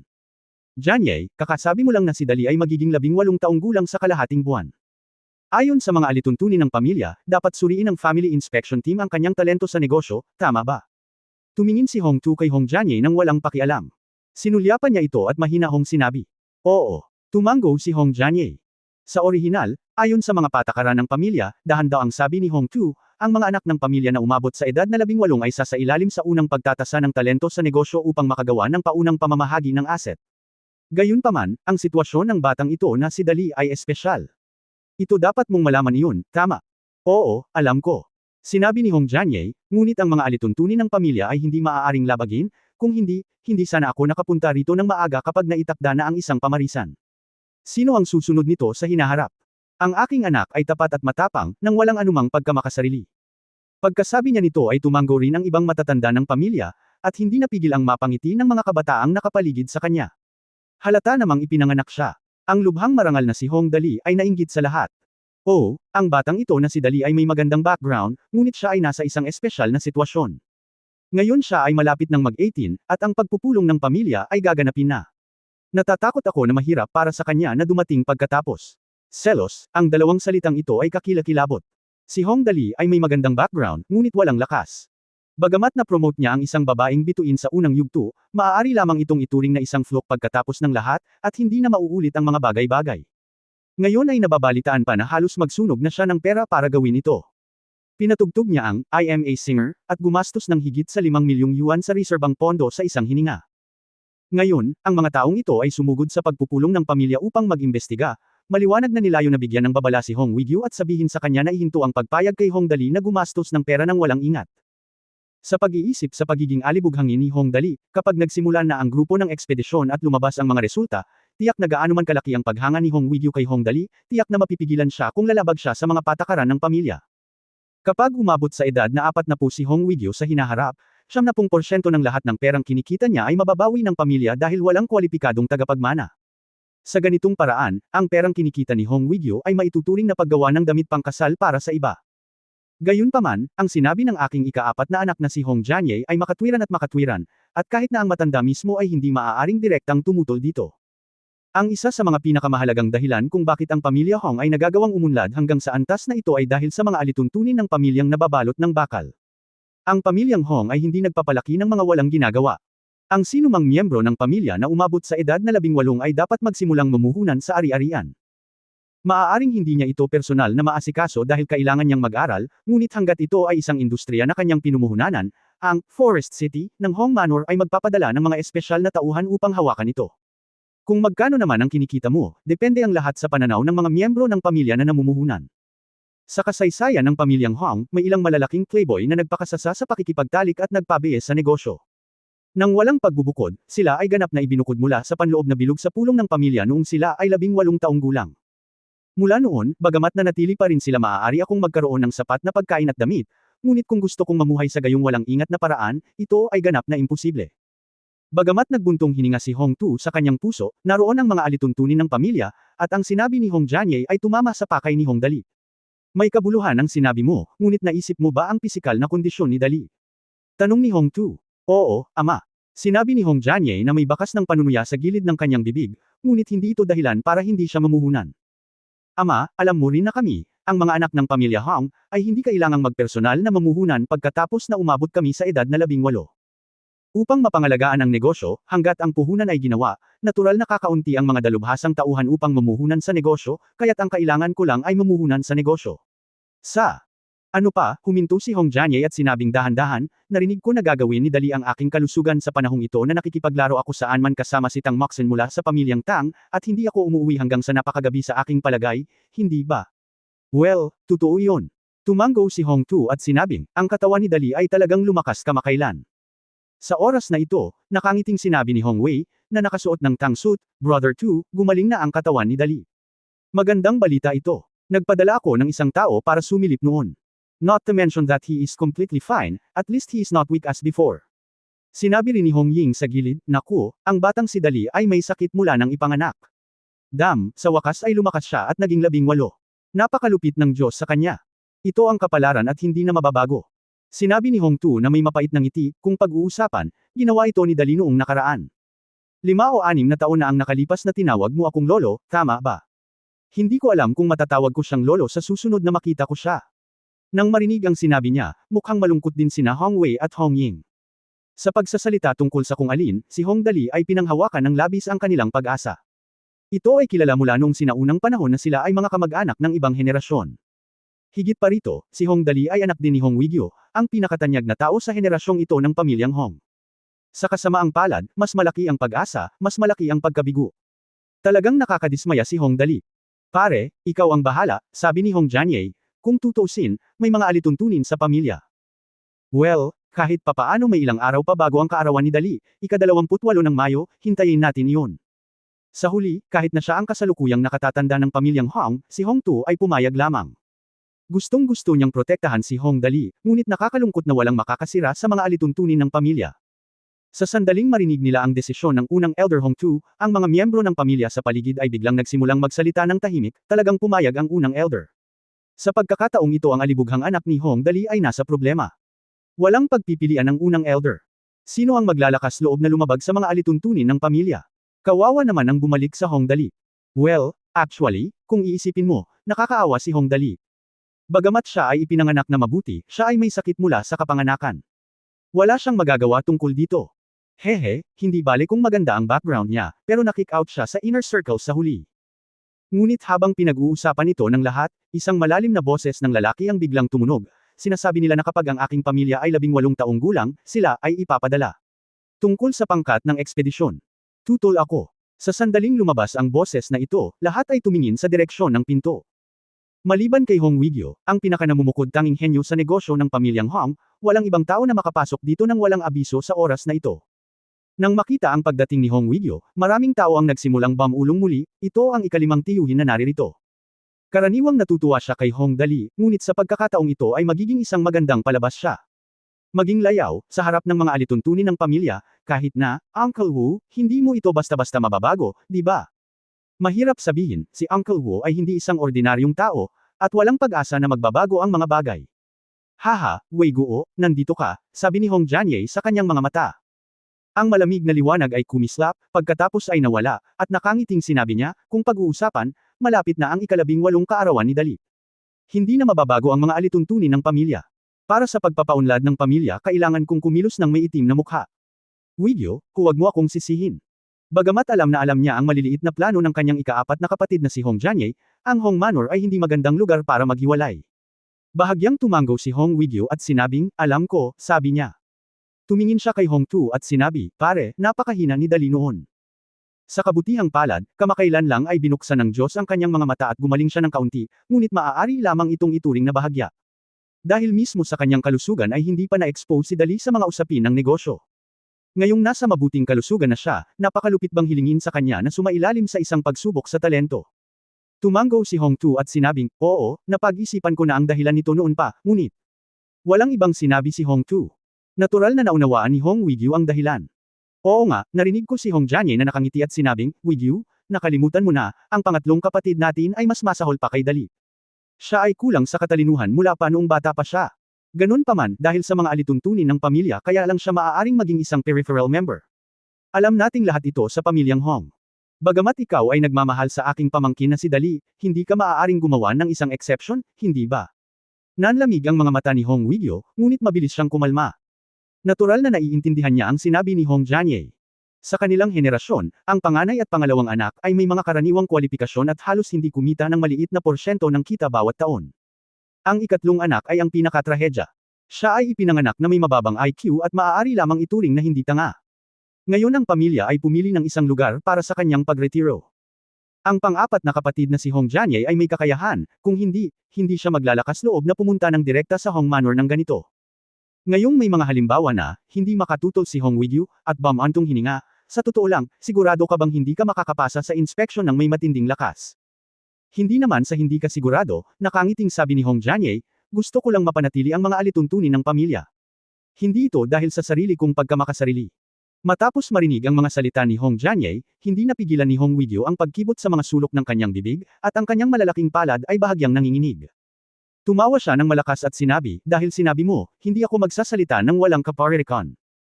Tumayo si Hong Weigyo sa kinatatayuan, tumingin sa paligid, ngumiti ng nakakainsulto, at nagsabi, Hoy, napakalaking pamilyang Hong, sa paningin ko, hindi ka kasing galing ng pamilya ko. Kung gusto mong mag-imbestiga, magagawa mo. Pero may mensahe ako sa iyo. Huwag kang magsisi pagdating ng panahon. Pagkasabi nito, tumalikod si Hong Weigyo at umalis. Bawal lumingon. Sandali. Nang makitang lalabas na si Hong Weigyo sa bulwagan, ang pangatlong elder na si Hong Ying, na nakaupo sa isang tabi at kakaunti ang sinabi, ay sumigaw, Weigyo, napagpasyahan mo ba talagang gawin ito? Sa panganib na gawing kaaway ang buong pamilya. Ang malakas niyang sigaw ay ikinagulat ng lahat sa conference room. Biglang na-realize ng lahat kung ano ang ibig sabihin ni Hong Weigyo sa sinabi niya. Gusto niya talagang sabihin na kung nabigo si Hong Dali sa inspection, siya, si Hong Weigyo, ang pinakanamumukod-tanging henyo ng pamilyang Hong ngayon, ang hahatol sa pamilyang Hong. Kung talagang mangyayari iyon, ang mga bagay ay talagang magiging mahirap. Si Hong Weigyo ay isang henyo, isang out-and-out na henyo sa negosyo. Kahit na umalis siya ng bahay at pumasok sa alinmang pamilya sa kanyang kalooban, magdudulot siya ng malaking problema sa pamilya Hong. Walang sino man ang makakayanan ng ganoong klase ng gulo. Masasabi pa nga na kahit 10 beses o 100 beses na wala ng pamilya si Hong Dali, hindi magiging kasing laki ang perang ginastos sa kawalan ng pagkakasentensya kay Hong Weigyo sa pamilya. Maging ang kanyang pang-apat na kapatid na si Hong Jianye ay hindi na natawa nang marinig niya ito. Hinatulan ni Hong Weigyo na ang pamilya Hong, hindi banggitin ang kanyang sariling mga ari-arian, maging ang kanyang negosyo, ang Hong Jianye, ay masisira sa isang iglap. Walang sino man ang maaaring magduda dito. Sa oras na ito, talagang napagtanto ni Hong Jianye na siya ay masyadong mahina at walang lakas na hamunin si Hong Weigyo. Nasabi ko na dati, sa paningin ko, hindi kasing laki ng buhok ni Dali ang pamilya Hong. Dahan-daang lumingon si Hong Weigyo, tinitigan si Hong Ying, at sinabi sa malalim na boses, kahit ano pa, anak ko si Dali. Ang nag-iisang anak na lalaki. Dragon man o insekto, anak ko siya. Umaagos ang dugo ni Hong Weigyo sa katawan niya.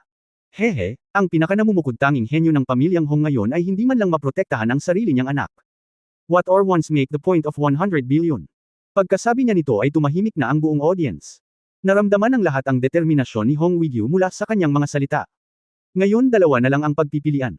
Isa, nagpatuloy ang inspection, bumagsak si Hong Dali sa pagsusulit, at hinuhusgahan ni Hong Weigyo ang pamilya Hong.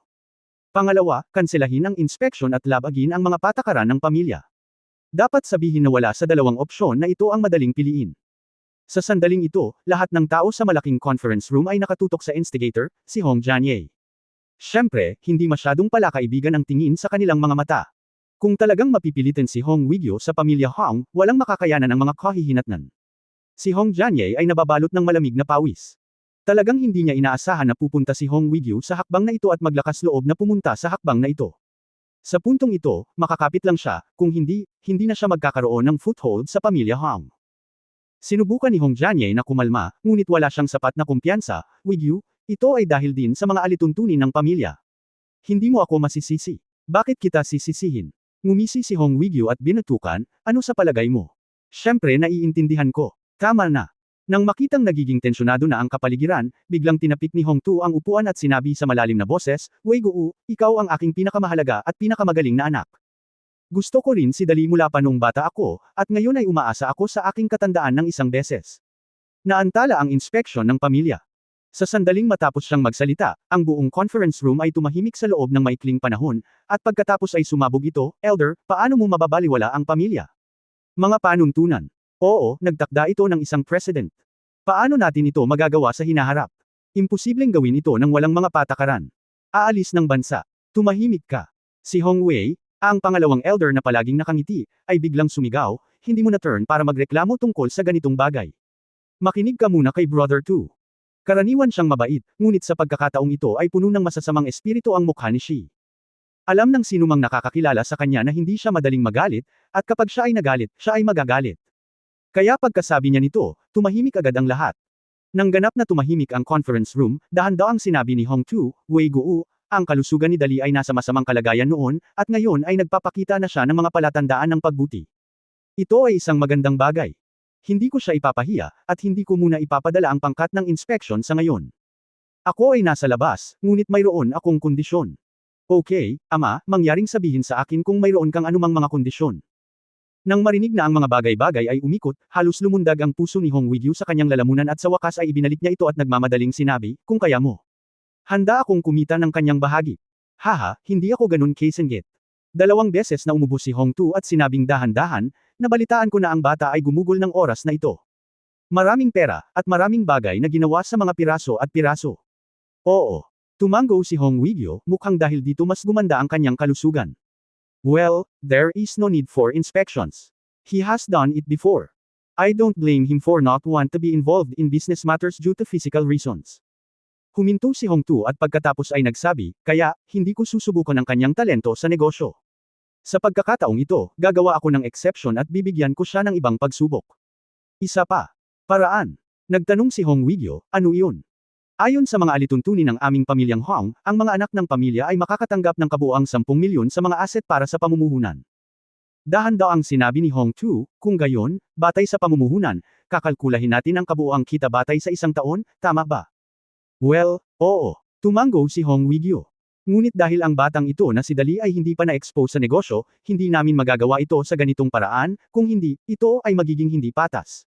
Sinabi ni Hong Tu, kung tutuusin, hindi siya marunong magnegosyo. Hindi ba? Tama iyan. Hong Wigyo patuloy na tumatango. Sinabi ni Hong Tu, kaya, nakaisip ako ng isang bagong ideya. Nabalitaan ko na binigyan mo siya ng kabuuang mas mababa sa 20 milyon na baon kamakailan. Kinuha niya ang baon na pera at gumawa ng maraming magugulong bagay. At nag-artista pa nga, di ba? Nang marinig ang sinabi ni Hong Tu, nakaramdam ng inggit at inggit ang mga kabataan sa paligid niya. Karaniwan silang may baon na 180,000 na itinuturing na napakahusay. Napakaganda ng baon ni Hong Dali. Ang baon ay kalkulado sa 10-10 milyon na talagang walang kapantay. Oo, tumango pa rin si Hong Wigyo. Kung gayon, ang paraan upang maimbestigahan si Dali ay pumunta sa pulong ng pamilya upang makita kung kumikita siya o nalulugi sa mga bagay na ito. Ngumiti si Hong Tu at sinabing, may mga pakinabang ang gadgets. At least itong batang si Dali ay hindi basta-basta sumusugal. Siya ay isang adik sa droga, at tila nakarecruit siya ng ilang talento. Kaya, gamitin natin ang 20 milyon bilang limitasyon. Hanggat ang mga gadget na ginawa niya ay maaaring magbayad sa araw ng pagpupulong ng pamilya, kahit na pumasa siya, paano? Ang mga matatandang ito ay hindi na sila aalis sa kanilang sarili. Mga device. Itinaas ni Hong Tu ang kanyang saklay na may gintong encrusted at itinuro si Hong Wigyo, hindi ka rin pinapayagang makialam. Matapos marinig ang kondisyong ito, sa wakas ay nakadama ng kagaanan si Hong Wigyo. Ding, okay. Pumayag ako. Nagtitiwala pa rin ako sa pangitain ni Dali. Tumawa ng malakas si Hong Tu, okay, sige. Tandaang maghintay hanggang sa araw ng family meeting sa 16 ng Hunyo para dalhin si Dali para makita ako. Okay, ama, naiintindihan ko. Nakangiti kay Hong Tu, tumalikod si Hong Wigyo at naglakad palayo. Hanggang sa umalis siya sa Hong Manor ay huminga ng mahabang hininga si Hong Wigyo, hindi madali na bawasan ang mga kondisyon. Napabuntong hininga siya at hinintay na kumalma ang kanyang kalooban. Pagkababa, kinuha niya ang kanyang cellphone at tinawagan si Lan Roxy. Mabilis siyang kumonekta at sinabing, honey, halos pareho lang. Ang mga lalaking ito ay sobrang inggit kay Dali kaya hindi na sila nag-abala pang itago ito. Hihintayin kita sa bahay. Bumalik ka kaagad. Sinabi ni Lan Roxy sa kabilang panig, huwag mag-alala tungkol sa iyong trabaho ngayon, mahalaga si Dali. Alam ko, bumalik ka kaagad, sabi ni Hong Wigyo at ibinaba ang tawag. Hangwu Villa, Hangwei National Villa. Honey, hintayin mo ako sa study. Pumasok si Hong Wigyo sa bahay, inihagis ang kanyang mga damit sa sofa, at pagkatapos ay dumiretso sa study sa ikatlong palapag. Sa study room. Humigop ng 2 tsaa si Hong Wigyo para basahin ang kanyang lalamunan, at pagkatapos ay sinabing, tulad ng inaasahan, ang mga taong ito ay nagsimulang salakayin si Dali pagkatapos nilang malaman na bumuti na ang kalusugan ni Dali. Sa kabutihang palad, pumunta ako doon sa tamang oras, kung hindi man kapag natapos na ang kinalabasan, Dolly's it's hard to deal with it. Bueno, mabuti na lang at napagtuunan namin ng pansin ito. Malalaman mo ito sa sandaling pumasok si Hong Janye sa manor. Sinabi ni Lan Roxy na may mapait na ngiti, malaki ang negosyo ng aming pamilya, kaya tiyak na mag-aalala sila sa mahinang kalusugan ni Dali. Inaabangan nila kung kailan mamamatay si Dali. Ngayong mas maayos na ang kalusugan ni Dali, agad silang humingi ng pagsusuri upang hindi siya maisama sa inner circle ng pamilya. Gagawin ng grupong ito ng mga tao ang lahat para sa pera. Walang magawang sinabi ni Hong Wigyo, bagaman alam namin na ang batang ito na si Dali ay may magandang paningin, hindi masusuri ng pangkat ng inspeksyon ang mga gadget na ginawa niya. Kung tatawagan ng inspection team para suriin ang mga ito, tiyak na mabibigo sila. Buti na lang at nanalo ako sa unang linya. Malamang, binago ng tatay ko ang mga patakaran at kinakalkula ang mga ito batay sa huling halaga ng mga gadget na ibinigay ko kay Dali para sa 2 milyong yuan na baon. Sa ganitong paraan, mas malaki ang kita mula sa mga restaurant at tube roast na iyon. Sapat na para makasabay sa gastos. Well, overall, good mood ako ngayon. Ngumiti si Lan Roxy at sinabing, salamat sa iyo. Mahirap na trabaho. Para kay Dali, wala sa akin ang maging ama. Oo, haha. Si Hong Dali ay natural na hindi alam ang tungkol sa mga nangyayari sa pamilya. Sa oras na ito, siya ay gumagawa ng mga pangwakas na paghahanda para sa paglulunsad ng Ako ay isang mga awit, mga kabataan. Ang ating programa ay hindi magpapaluha o gagamit ng mga walang kwentang bagay. Lahat ay ibabatay sa lakas. Ito ay magiging misteryoso. Halika, sabihin sa madla na abangan ito, maliwanag ba? Naiintindihan ko. Sigaw ni Shan. Sister Kai, ipinauubaya ko sa iyo ang posisyon ng host, tumawa si Hong Dali at sinabi, medyo pagod ako, haha. Young Master, you're welcome, si Zhang Kai, bilang isang ahente, ay talagang hindi masama sa hitsura at mahusay magsalita. Oo, siya ay isang matatag na tao, kaya ang pagiging isang host ay perpekto. Speaking of which, I have hosted 2 programs before, so dapat walang problema. Well, tanong muli ni Hong Dali, nandito na lahat ang mga awit. Tama, handa na ba silang lahat? Handa na silang lahat, sabi ni Zhang Kai, malapit nang matapos ang rehearsal. Sinabi rin ni Mr. Chu Jongqin na Young Master, mangyaring makasigurado na siya ay nasa napakahusay na kondisyon at tiyak na hindi siya sisiga. Ang Young Master ay nabigo. Hoy, tapos na. Tiningnan ni Hong Dali ang oras at ikanaway ang kanyang mga kamay, kung gayon, umalis na tayo. Sa susunod na 2 araw, nagkaroon ng napakalaking hype na pumapalibot sa I Am a Singer. Nagsimula na. Ang hype storm na ito na gamulat sa buong kaharian ay talagang nagsimula lang dahil sa mga salita ni Hong Dali, kung gumawa si Dali ng isang bagay, dapat ito ay isang dekalidad na produkto. Kahit na ito ay hindi isang dekalidad na produkto, kailangan mong gumastos ng pera upang makagawa ng isang dekalidad na produkto. Ang isang partikular na produkto ay dapat na isang dekalidad na produkto. Pagdating sa mga dekalidad na produkto, kahit na bahagyang sikat na mga domestic na kumpanya ay sasabihin ito at maglakas loob na sabihin ito. Sa katunayan, hindi talaga sineseryoso ng mga tao ang pangungusap na ito. Sa katunayan, ito talaga ang huling pangungusap na mas interesado ang mga tao. Kahit hindi ito isang dekalidad na produkto, kailangan mo pa rin gumastos ng pera para makagawa ng dekalidad na produkto. Gaano kalakas at dominante? Sa orihinal, hanggat binanggit ang konsyerto ni Lin Yanwei at Never Expected, ang I Am a Singer ni Hong Dali ay sapat na para makaakit ng atensyon. Pero ngayong sinabi niya ulit ito, ang nangyari malaki na. Sino ang nakatayo sa likod ng Kaiwei Film and Television Entertainment Company? Ito ay Hong Dali. Sino si Hong Dali? Siya ang numero 1 aliberga sa mundo, at hindi siya ang uri ng alibughang nagwawaldes ng kanyang pera kung siya ay may pera. Siya ay susugal o gagastos ng maraming pera para lang mapangiti ang isang magandang babae, baka walang masyadong pakialam ang mga tao. Ngunit ngayon ito ay ganap na naiiba. Bagamat siya ay kinikilala ng mundo bilang isang aliberga, mayroon ding pinagkasunduan sa puso ng mga tao. Iyon ay, ang pera ni Hong Dali ay palaging ginugugol sa mga praktikal na bagay. Kung maglakas loob kang sumigaw ng ganoong slogan sa pagkakataong ito, kung gayon ang isang bagay ay ganap na tiyak, iyon ay, ang palabas na, I Am a Singer, ay tiyak na magugulat sa mga tao. Kahit na ang lahat ng mga awit ay palitan ng mga hindi kilalang bagong dating, kahit na sila ay mga kalahok sa karaoke, tiyak na hindi sila mawawalan ng pera kung sila ay manood ng palabas ng live ang palabas na hinuhost ni Hong Dali, ang pagkabigla ng entablado, at ang mainit na kapaligiran ay tiyak na hindi madidismaya ng sinuman. Pagdududa.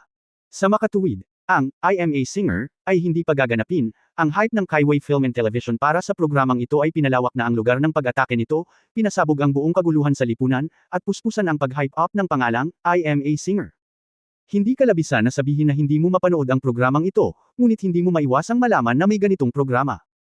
Gayunpaman, sa isang araw lamang, mula sa simula ng hype hanggang alas 8 ng gabi ng linggo, ang mga inaasahan ng mga tao para sa programang ito ay higit na lumampas sa orihinal na inaasahan. Pawis na nagulat si Ling Xiaoyi kay Hong Dali, Young Master, sa kasalukuyan, sold out na ang lahat ng tiket para sa I Am a Singer, at ayon sa statistics, mabilis pa ring dumarami ang mga taong gustong pumunta para manood. Lumampas na ito sa bilang ng mga upuan sa venue. Kung magpapatuloy ito, natatakot ako na baka marami na ang mga manunood. Ipinatong ni Hong Dali ang kanyang ulo sa dibdib ni Lin Yanwei at bamantong hininga, ilang tiket ang nabili sa kabuuan. Napakalaki ba nito? May kabuuang 55,000 tiket sa buong stadium kasama ang venue. Ang kabuuang bilang ng VIP seats at ordinary seats ay humigit kumulang 60 yuan bawat tiket. Sinabi ni Ling Xiaoyi, sa madaling salita, para sa konsyerto na ito kami ang mga tiket lamang ay naibenta ng higit sa 3 milyon. Takot. Halos malaglag ang panganitang Moxon sa lupa sa gulat, at mabilis niyang nakalkula, ang isang episode ay 3 milyon, at 10 episode ay 30 milyon, kahit na 1,000 ay ibabawas. Ang gastos ay 5 milyon, ngunit ang netong kita ay 15 milyon. Pagkatapos kalkulahin ito, sinimulan niyang hawakan ang braso ni Hong Dali at malakas itong niyugyug. Dali, maaari ka bang mag-organisa ng higit pang mga palabas sa hinaharap? Sino ang nagsabing alibughang ka? Nagpatuloy si Hong Dali sa pagham, ang prodigal ay isang teknikal na trabaho, kahit na sabihin mo ito, hindi mo naiintindihan, direkta niyang inayos si Ling Xiaoyi, kung itatapon mo ang lahat ng 3 milyon, hindi magkakaroon ng sapat na upuan sa venue. Isabit mo ang 10 malalaking screen sa labas ng buong stadium, at gusto kong makita ng lahat sa paligid ng stadium ang live na broadcast. Sa pagtatapos, hindi niya nakalimutang idagdag, ang malaking produksyon ay dapat na mataas ang kalidad, paano ito gagawin kung ang eksena ay hindi sapat na malaki? Kaya, sa wakas ay Martes na, ang araw kung kailan opisyal na magsisimula ang I Am a Singer. Bilang editor-in-chief ng Kuj Music, maagang nagmamaneho si Sheng Wenxi mula sa gusali ng kumpanya kasama ang kanyang mga kasamahan patungo sa West 4th Ring Stadium. Alas 6 pa lang sa oras na ito, at may 2 buong oras pa bago magsimula ang I Am a Singer. Karaniwan, ang oras na ito ay tiyak na sapat na oras para ayusin nila ang lahat ng mga aktibidad ng mahinahon, ngunit minamaliit pa rin niya ang mga inaasahan ng mga tao para sa programang ito kahit na ang kanyang sasakyan ay hindi makakarating sa loob ng 1 kilometro mula sa West 4th Ring Stadium. Mas marami ang dumating na mas maaga kaysa sa kanya. Makikita ito sa mga parking space na nakaparada sa mga nakapaligid na kalsada na kahit na ang mga asong buhong ay hindi makapasok. Habang naghahanda siyang iparada ang sasakyan, lumapit ang isang program professional na nakasuot ng security uniform at kumatok sa bintana ng sasakyan. Matapos ibaba ni Sheng Wenxi ang bintana ng kotse, magalang na sinabi ng security guard, "Sir, huwag ka nang magmaneho pa." Marami na ang nakatayo sa bubong ng kotse na naghihintay. Maliban kung ang iyong sasakyan ay nilagyan ng mga pakpak, tiyak na hindi ito makakapasok. Pawis na pawis si Sheng Wenxi at tumingin sa nakakatakot na eksena sa paligid niya. Nag-aalalang tanong, ilang tao ang nandito? Dapat ay hindi bababa sa 2 kilometro ang layo mula sa gymnasium, tama ba? Ayon sa pinakahuling balita na natanggap ko, walang magawa ang security guard. Ngayon sa loob ng radius ng gymnasium, mga 2 kilometro ang layo, may hindi bababa sa 120,000 katao. Bukod dito, pinunasan din ng security guard ang malamig na pawis sa kanyang noo, ang bilang ng mga tao ay mabilis pa ring dumarami, at sa kasalukuyan ay tinatayang 2,000. Oh my God! Tumingin si Sheng Wenxi sa kanyang mga kasamahan sa paligid at nag-aalalang sinabi, bumili tayong lahat ng VIP ticket, kaya kailangan na nating pasukin, tama ba? Maliit na bagay ang mag-aksaya ng pera, at hindi maaantala ang programa ng ating kumpanya. Oh, by the way, nagmamadaling kinuha ni Sheng Wenxi ang VIP ticket at postcard na binili niya. Ako si Sheng Wenxi, ang editor ng Kuj Music. Ito yung ticket na binili ko, pati yung ID ko. Kasamang seguridad, mangyaring tingnan. Matapos maipasa ang mga tiket at sertipiko na ibinigay ni Sheng Wenxi, tiningnan silang mabuti ng security guard at nakitang walang problema. Agad niyang sinabi, "Sir, pakilipat ang sasakyan at sumama sa akin ang kotse ay tiyak na hindi makakapasok."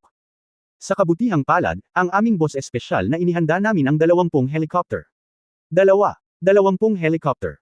Tinakpan ni Sheng Wenxi at ng kanyang mga kasamahan ang kanilang mga dibdib at sinabing, "Puso ko, kailangan kong umupo ng tuwid para manood ng konsyerto." Pagsakay ng eroplano papunta sa venue, masyadong mataas ang level na ito, natatakot akong hindi ko ito kayanin. Ang grupo ng mga tao ay umatras sa lahat ng paraan, umaatras ng 1,300 metro bago tuluyang nakahanap ng paradahan. Malakas ang gulong ni Sheng Wenxi. Walang pakialam sa kung ano-ano pa, pinasok ko na lang ang sasakyan at sinimulan ang pakikipaglaban sa paradahan. Ito ay isang mahusay na tagumpay. Lahat, mangyaring sumunod sa akin. Nang bumaba ng sasakyan si Sheng Wenxi at ang kanyang grupo, mabilis na pinangunahan ng security guard, may elementarya sa hindi kalayuan, at ang paliparan ay may pansamantalang base para sa aming helicopter. Huminto sa paliparan, at pagdating mo doon, matagumpay kang makapasok sa stadium. Paikot-ikot sa silangan at kanluran, naglakad ang grupo ng 10 minuto sa loob lamang ng 100 metro, at pagkatapos ay nakakita sila ng isang hindi malilimutang eksena. Sa oras na ito ay halos 10 minuto. Sa 5,000 square meter primary school gymnasium, hindi mabilang na mga tao ang nakatayong siksikan. Sa paningin, dapat mayroong hindi bababa sa 4 hanggang 5,000 tao. Pagkatapos, mayroong isang malaking bakal na hola na nakatali sa ilalim ng isang helicopter, at may ilang mga bakal na tubo sa hola. Pagkatapos ay pinanood ko ang helicopter na lumipad pabalik, ang bakal na hola ay nahulog sa lupa, at 12 tao ang nakapasok. Pagkapasok, ang dosenang mga tao ay mahigpit na hinawakan ang welded steel pipe sa loob ng hola, at pagkatapos ay ang helicopter propeller ay umuurong. Sa isang biglaang pagliko, ang bakal na kulungan ay hinayla diretso sa langit, at pagkatapos ay lumipad patungo sa stadium. Makalipas ang mga 2 minuto, lumipad ito pabalik ng may pag-ihip.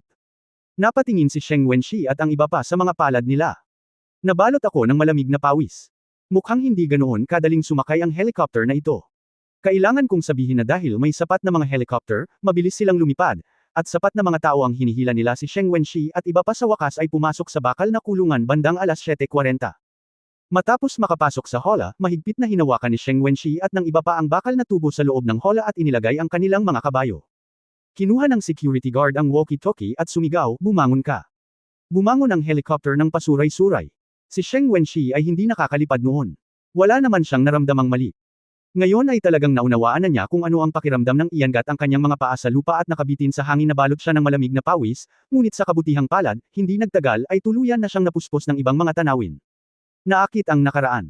Sa kalagitnaan ng hangin, sa wakas ay naramdaman ni Sheng Wenshi kung gaano karaming tao ang dumating sa I Am a Singer, sa pagkakataong ito at kung gaano kaganda ang eksena. Ang buong West Fourth Ring Stadium ay may 12 malalaking screen na nakalagay sa panlabas na dingding. Ang naglalaro sa loob ay ang electronic signal na ipinadala mula sa mataas na altitude sa oras na ito. Ang buong West Fourth Ring Stadium ay nasa loob ng 2 kilometrong radius. Hindi kalabisan na sabihin na ito ay ganap na puno ng mga tao. Nababalot ng kadiliman ang lugar. Maliban sa pangunahing kalsada sa harap ng West Fourth Ring Stadium, naganap na pinaghihiwalay ng isang isolation belt at mga security guard, kahit isang langaw ay hindi makapasok kahit saan, lalo na ang mga sasakyan. Ang mga nakapalibot na skyscraper ay lahat ay may napakalaking mga spotlight sa kanilang mga bubong, na nakalawit sa mga ulo ng karamihan. Lahat sila ay kinokontrol ng mga computer. Sa oras na ito, madilim na ang kalangitan, at halos sakop ng malalaking spotlight ang buong West 4th Street. Ang wando ay maliwanag na naiilawan. Kung ihahambing natin ito sa isang metapora, ito ay parang isang dosenang higanti na gumagamit ng mga flashlight upang mabilang kung gaano karaming mga langgam ang nasa lupa. Nakakadurog ng lupa ang tunog ng mga propeller na umiikot sa kalangitan. 20 tao sa kalangitan dito sa West 4th Ring Stadium, maraming helicopter ang lumipad pabalik-balik, at si Sheng Wenshi ay pawisan ng malamig sa tuwing may dumaan na helicopter. Sa oras na ito, hinangaan na ni Sheng Wenshi ang Hong Dali hindi pa banggitin kung ano ang palabas, ang eksenang ito lamang ay tiyak na sulit ang presyo ng tiket. Siguradong dumating ako sa tamang oras ngayon, naisip ni Sheng Wenshi sa kanyang sarili, kung hindi ako dumating, tiyak na pagsisisihan ko ito sa natitirang bahagi ng aking buhay. Ang eksenang ito ay napakahirap ilarawan. Sa katunayan, si Sheng Wenshi ay nanatili lamang sa ere ng 1 minuto. Kaunti na lang kung tutuusin, maraming tao ang naghihintay na makapasok sa venue, kaya hindi na makatagal sa ere ang helicopter. Sa oras na ito, ang West 4th Ring Stadium ay siksikan na sa mga tao. Sumilip si Sheng Wenshi at nalaman na mayroong higit sa 40,000 katao. Sa bakuran ng stadium, mayroong higit sa 20 malalaking sponge mat na inilagay. Ang mga bagay na ito ay dapat gamitin para sa ang bakal na hola ay nahulog upang pabagalin ang epekto. Kung tutuusin, kung ito ay direktang ilalagay sa lupa, madaling itong masugatan ng mga binti ng isang tao. Kaya pagkatapos na dumaan sa maraming paghihirap, sa wakas ay umupo si Sheng Wenshi sa VIP seat sa stadium. Pagkaupo niya at ng mga kasamahan niya ay nagulat na naman sila. Sa tabi niya, sa isang mabilis na sulyap, makikilala niya ang kahit daan-daang celebrities. Tingnan natin, nagsimulang magbilang si Sheng Wenshi mula sa simula, Kyo Raida, ang nagwagi ng Best Newcomer Award noong 2013, Zhou Yushu, ang Best Arranger, Huang Yuan, ang Best Lyricist, Hayaan Mo Ako, kahit ang Golden Horse Best Actor noong 2013, si He Chenglong ay nag-iisa na lang ang bida sa admission, at si He Chenglong ang nag-iisa sa presyo ng ad. Sa pag-iisip nito, marahas na pinunasan ni Sheng Wenshi ang kanyang mukha, ang enerhiya ng young master na ito ay nakakatakot na sa industriya ng entertainment. Natatakot ako na mahirap kunin ang mga taong ito kahit na gumastos ka ng pera, di ba? Tama si Sheng Wenshi, itong mga kilalang tao ang tunay na malalaking pangalan. Hindi kalabisan na sabihin na sila ay nireranggo sa pinakamataas sa buong entertainment circle ng Kingdom of Heaven. Ang unang ilang mga karakter. Maliban sa katotohanan na ang mga taong ito ay maaaring pumunta sa iba't ibang mga seremonya ng parangal o tunay na mga kaganapan sa industriya ng libangan, tiyak na hindi madaling pagsamasamahin sila. Sa isip niya, ang huling pagkakataong magkasama ang mga taong ito sa harap ng TV screen ay sa Best Film, Television, Music and Entertainment Award ceremony ng Heavenly Kingdom na ginaganap kada 3 taon. Iyon ay 12 taon na ang nakakaraan. Ngunit ngayon, ang young master na si Hong Dali ay hindi gumastos ng 1 sentimo, at kailangan pa rin niyang maningil ng mataas na presyo ng tiket mula sa kanila. Ang mga taong ito ay napakaraming karanasan na walang maniniwala dito. Alam mo, sa VIP area na ito, ang pinakamurang tiket ay nasa 2,000 yuan bawat isa. Ngunit maniwala ka man o hindi, ang buhay na katotohanan ay nasa harap mo, at hindi maiwasan ni Sheng Wenshi na hindi maniwala. Hoy, hindi ba ito si Lao Sheng? Nag-iisip si Sheng Wenxi nang biglang may pamilyar na boses na nagmula sa gilid, haha, hindi ko akalain na sobrang close tayo. Paglingon pa lang niya, napatingin si Sheng Wenxi nang makita niya ang pamilyar na mukha ni Ding Chengji, agad siyang ngumiti at sinabing, haha, Kuya Ding, andito ka rin pala. Hindi madali. Hindi ko inaasahan na magkakalapit tayo. Bakit, nandito ka rin ba para makita ang saya? Ding Chengji pagkatapos gumawa ng maliit na pagsusumamo, lumipat siya sa tabi ni Sheng Wenxi at misteryosong sinabi, sabi nga, kailangan kong ibigay ang mukha sa young master para maunang pumasok. Dumating ako ng alas 4. Ang swerte mo talaga. Kung mamaya ka pa, hindi ka na makakahabol. Hindi ba? Matapos marinig ang mga salita ni Ding Chengji, agad na nagulat si Sheng Wenxi, nandito ka ng alas 4. Wala kang ganoong karaming oras, di ba? Umupo ka na lang dito at maghintay hanggang ngayon. Tumingin si Ding Chengji sa paligid at bumulong, 4 na oras. Huli pa rin ako. Nakita mo ba iyon? Nakita ko, anong nangyari sa kanya? Kakaibang tanong ni Sheng Wenxi. Ang taong ito ay sinabi na dumating sa alas 2:30. Sinabi ni Ding Chengji, ang aming crew, ang direktor na si Lin Haolin, ay dumating ng alas 2. Nakita ko mismo na si He Chenglong ay naghihintay mula 2:30 hanggang ngayon, tama ba? Kinailangan ding aminin ni Sheng Wenxi, ang tanong, bakit siya narito ng maaga? Ang industriya ng musika ay hindi tugma sa kanya. Bakit hindi? Walang magawang sinabi ni Ding Chengji, iba naman kung ibang tao. Ngunit kung ipapatong mo ito sa young master, pabayaan na si He Chenglong, kahit 10 He Chenglong ay kailangang lumapit. Ano ang dahilan? Gulat na sabi ni Sheng Wenxi. Naaalala mo ba ang The Flash ng aming crew? Nagtanong si Ding Chengji, ito ang sinabi ng young master na gusto niyang palitan ang kanyang pangalan. Alam mo, hindi ba nabago na naman ang lahat ng mga balak?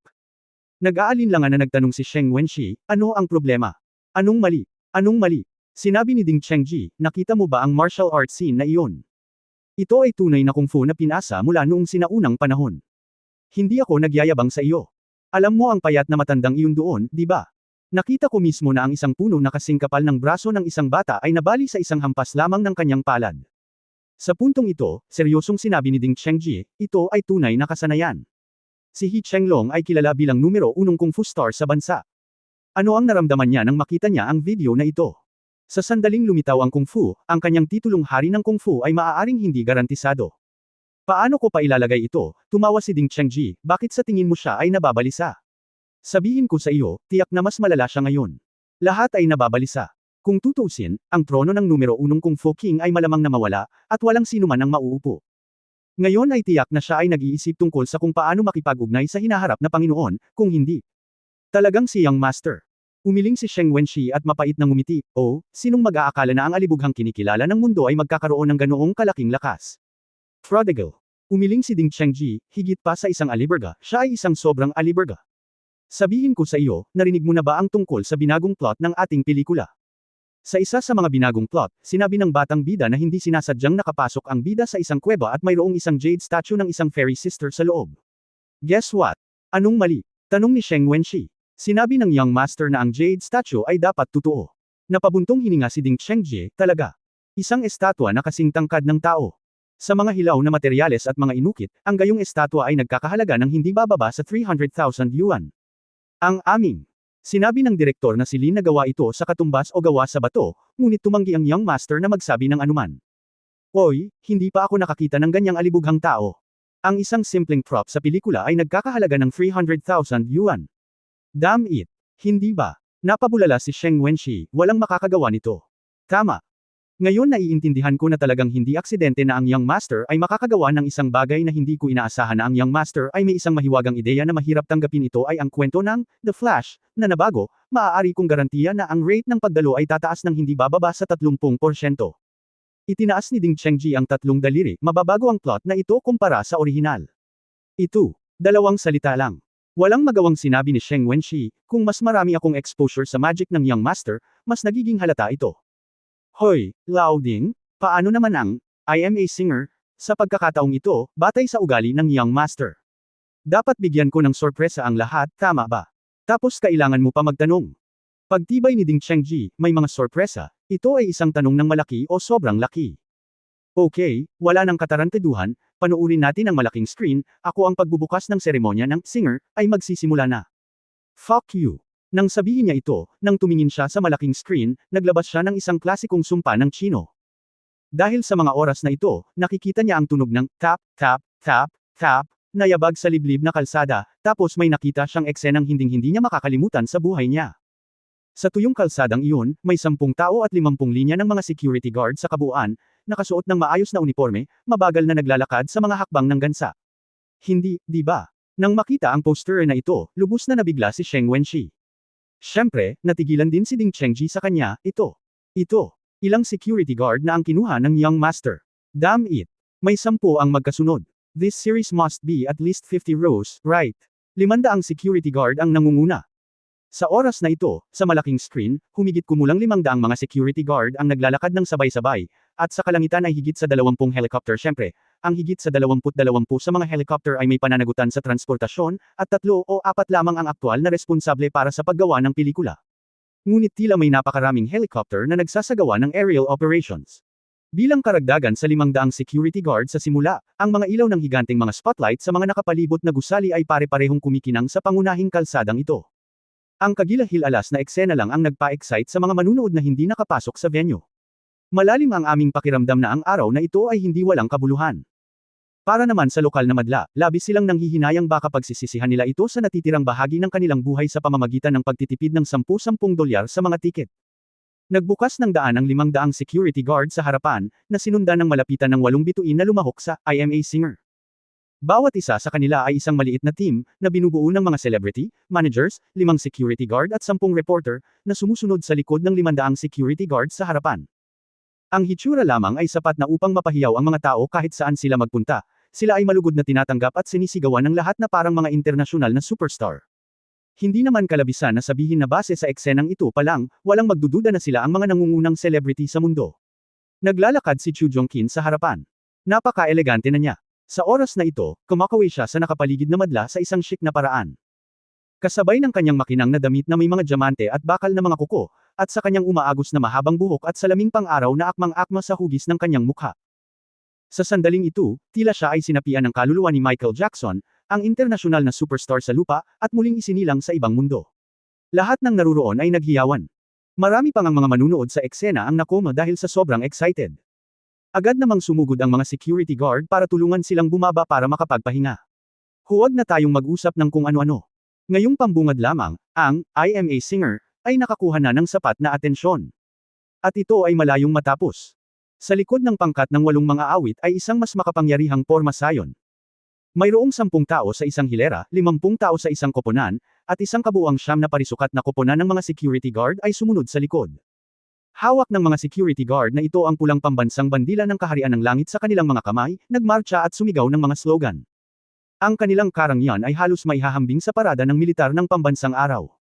Inilabas na ng IMA Singer, ang napakarilag *** bago pa man magsimula ang opisyal na pagtatanghal. Hindi mabilang na mga manunood ang sumigaw ng mga pangalan ng mga bituin na naruroon at kumaway sa mga bituing ito na tila mga matagumpay na bayani. Sa oras na ito, ang mga bituing nakaupo sa West 4th Ring Stadium ay nanghinayang pa sa kanilang mga bituka nang una nilang marinig ang tawag sa kanila ni Zhang Kai, sila ay 1,000 beses dahil sa kanilang halaga. Gusto kong maging bahagi ng palabas na ito. Bilang resulta, lumilitaw ngayon na nabigo silang lumahok sa palabas na ito, kahit na nawawala ang milyon-milyong potensyal na halaga. Hindi bababasa, para sa 8 mga awit na lumahok sa pagtatanghal ngayon, ang pambungad na seremonyang ito lamang ay maaaring tumaas ng husto ang kanilang net worth, at ang pinaka-nakakainis na bagay ay walang pinakamataas na limitasyon. Ngayon, marami ng mga awit ang nagpaplanong makipag-ugnayan kay MS Zhang Kai, ang pinakasikat na manager noong 2014, para talakayin ang mga pagpapakita sa mga susunod na episode. Gayunpaman, malinaw na mayroon lamang isang kota sa 2 yugto, kaya malamang na ito ay magiging napakalaki. Habang nagmamarcha ang security team patungo sa main entrance ng West 4th Ring Stadium, tumigil ang lahat. Ang 5,000 security guard ay lahat ay inorganisa sa 2 regular na pormasayon, at pagkatapos ay itinalaga sa magkabilang panig ng kalsada upang mapanatili ang kaayusan ng publiko. Ang 8 mga awit ay nagsimulang mabagal na pumasok sa West 4th Ring Stadium. Pagkapasok nilang lahat ay sarado na ang lahat ng pinto ng buong West 4th Ring Stadium. Pagkatapos nito, ang mga higanteng screen na nakamount sa nakapalibot na mga pader ay nagsimulang ipakita ang kani-kanilang mga itinerary ng 8 mga awit. Pagpasok sa West 4th Ring Stadium, pagpasok sa kani-kanilang kwarto, pagsisimulang pumili, pakikipanayam sa iba't ibang reporter, casual na pag-uusap tungkol sa kani-kanilang mga mod, at iba pa. Habang sila ay naghahanda, 6 na malalaking salamin ang biglang lumitaw sa entablado sa gitna ng West 4th Ring Stadium. Kasabay nito ang paglitaw ng mga ilaw ng mga higanteng spotlight sa 18 skyscraper sa kanilang paligid. Ito ay kumikinang sa 6 na salamin na iyon. Ang mga interior ng bawat isa sa 6 na salamin na ito ay pawang binubuo ng maliliit na salamin. Sa sandaling sumisikat ang liwanag mula sa mga spotlight sa mga salamin na ito, agad itong magsisimulang sumasalamin sa lahat ng uri ng napakagandang ilaw. Kasama ang mga makukulay na waiter sa entablado, sa mga ilaw ng ilang helicopter sa kalangitan, ang buong yugto ng I Am a Singer, sa panahong ito ay mailalarawan lamang bilang science fiction. Oo, ito ay tulad ng napakatalino na epekto ng liwanag at anino sa mga pelikulang science fiction. Kasabay nito, sa gitna ng entablado, sa isang prototype na lugar, ang entablado ay dahan-daang tumaas. Si Miss Zhang Kai, ang host ng I Am a Singer, at isa sa mga general manager ng Kaiway Film and Television, ay tumayo sa entablado at dahan-daang nagpakita sa harap ng lahat. Ngayon, si Zhang Kai ay nakasuot ng napakagandang panggabing damit. Sa orihinal, si Zhang Kai ay maaari lamang ituring na above average sa hitsura. Pagkatapos ng maingat na makeup at maingat na pagbibihis, talagang kuminang siya sa kagandahan ng walang katulad na kagandahan. Paglabas pa lang niya sa entablado, agad siyang naging attracted sa atensyon ng buong audience. Maging si Miao Nianyan, ang pinakamagandang makeup artist sa industriya sa VIP area sa ilalim ng entablado, ay nakita ito at hindi napigil ang mapabulalas, ito. Ito ay talagang kamangha-mangha. Maraming alam sina Sheng Wenxi at Ding Chengji tungkol kay Zhang Kai. Maraming tao ang nagulat nang makita nila ang kanyang hitsura sa oras na ito. Diyos ko, ang young master na ito ay talagang naglakas loob na gumawa ng isang bagay. Ang makeup at hitsura ni Agent Zhang Kai ay tiyak na nagkakahalaga ng maraming pera. Sa katunayan, tama sila. Ang stylist ni Zhang Kai ay si Mr. So-and-so, ang nangungunang stylist sa mundo para sa French aristokratikong mga dinner party. Natural, hindi matindaan ng ating magandang batang alibughang si Mr. Hong Dali ang kanyang pangalan. Ang alam lang niya, ang makeup na ginawa nitong stylist para kay Zhang Kai lang ay nagkakahalaga ng 50,000 yuan. Minamahal na mga kaibigang madla, mga kababaihan at mga ginoo, magandang gabi sa lahat. Maligayang pagdating sa unang pagtatanghal ng I Am a Singer. Tumayo si Zhang Kai sa entablado na may maluwag at may kumpiyansang ngiti sa kanyang mukha, dahan-daang magsalita sa malamig at malinaw na boses, ako ang host na si Zhang Kai. Sa kompetisyon, 5,000 manunood ang magre-rate ng kanilang paboritong mga awit. Pagkatapos ay magkakaroon ng draw para sa wakas ay matukoy kung sino ang mauuna. Isang hitsura. Sa pagtatapos ng mga salita ni Zhang Kai, ang I Am a Singer, na ikinagulat ng buong mundo ay opisyal na nagsimula. Sa West 4th Ring Gymnasium, isang high-end na VIP room. Dinala ni Hong Dali ang kanyang mga kaklase upang manood ng palabas sa isang masarap na pagkain. Ngumiti si Ling Yi at nagsabi, Brother Dali, isa akong mga awit, ano ang gagawin mo? Panoorin mo lang silang kumanta dito, malaki na ang eksena. Pero nakakatamad sabihin. Sinabi ni Du Zinzan, ano ang ikinababahala mo? Sasabihin ko sa iyo na kailangang may bagong paraan si Brother Dali sa paglalaro. Tumawa si Hong Dali. Said, otherwise, what's the point of this kind of show? It's just that we can't start today. If we want to officially start playing, we have to finish the second period. Today is actually a road exploration. So far, itong road exploration ay medyo successful. Ito ay medyo matagumpay. Silang Hao, na dati nang tutol kay Hong Dali, ay kinailangan siyang humanga, hindi na ito ordinaryong kalsada, isa na itong highway. Damn it! Napakaraming tao doon. Hanggat hindi magulo ang isang ito, tiyak na papatok ang susunod na palabas. Magkano ang halaga ng mga tiket? Sa puntong ito, sumugod silang Hao at niyakap si Hong Dali, Kuya Dali, pakiusap turuan mo ako kung magkano ang dapat kong gastusin. Halika na. Simula ngayon, ako na ang magiging die-hard mong kapatid. Ang alibughang partikular sa talento. Ngumuso si Hong Dali, sa palagay ko ay hindi ka ganoon katalento at ang iyong mga buto ay hindi gaanong kahanga-hanga. Gusto mong maging alibughang. Napakahirap. Fudge. Matapos marinig ang kawili-wiling sinabi ni Hong Dali, agad na tumawa si Tang Moxen at sinabing, nakita mo, hindi ganoon kadali ang maging aliburga. Kung gusto mong maging matagumpay na alibughang gawin, kailangan mong gawin ito. Kailangan mong maging maswerte tulad ni Dali. Ako. Walang magawang bumagsak silang Hao sa sofa, malas ako mula pa noong bata ako. Nako, parang wala ng pag-asa. Hindi maiiwasan ang swerte. Hindi nakalimutan ni Hong Dali na salakayin siya, kung hindi ka mawawala ng kapalaran, paano ka magiging maswerte? Si Hong Dali ay nakikipag-chat at nakikipagsipa sa kanyang mga kaklase sa VIP private room. Si Sheng Wenxi, ang cool na editor ng musika sa venue, ay matamang nakatingin sa malaking screen na nakasabit sa itaas ng entablado, kung saan pinapatugtog ang performance ng staff ng 8 mga awit. Panayam. Matanda ding, bakit napakahiwaga ng reporter na ito? Kakaibang sabi ni Sheng Wenxi, ito ang unang pagkakataon na nakakita ako ng reporter na nagtakip ng mukha. Dati, ang mga taong nakatikip ang mukha ay mga celebrity, di ba? Well, sobrang kakaiba. Saglit na nag-isip si Ding Chengji, pagkatapos ay biglang nagulat at sinabing, tama, isang bituin. Ang reporter na ito ay isang malaking bituin sa kanyang sariling karapatan. Sa oras na ito, ang isang binata sa tabi niya ay nagpatong ng kanyang ulo at nagtanong, Direktor Ding, nahulaan mo rin ba ito? Ang binatang ito ay medyo gwapo, may suot na mga sikat na tatak, at mayroong isang patayong pulang dugo na birthmark sa gitna ng kanyang noo. Siya ang bagong nakababatang kapatid ni Hong Dali, ang panganay na anak ng pamilyang mo, si Mu Zhixiao. Nagtataka na nagtanong si Sheng Wenxi, Big Star. Big Star ba ang reporter na ito? Tiningnan niyang mabuti ang reporter sa screen, at mas bamuka ang bibig niya habang nakatingin, ito. Hindi ito maaaring. Li Nianwei, tama.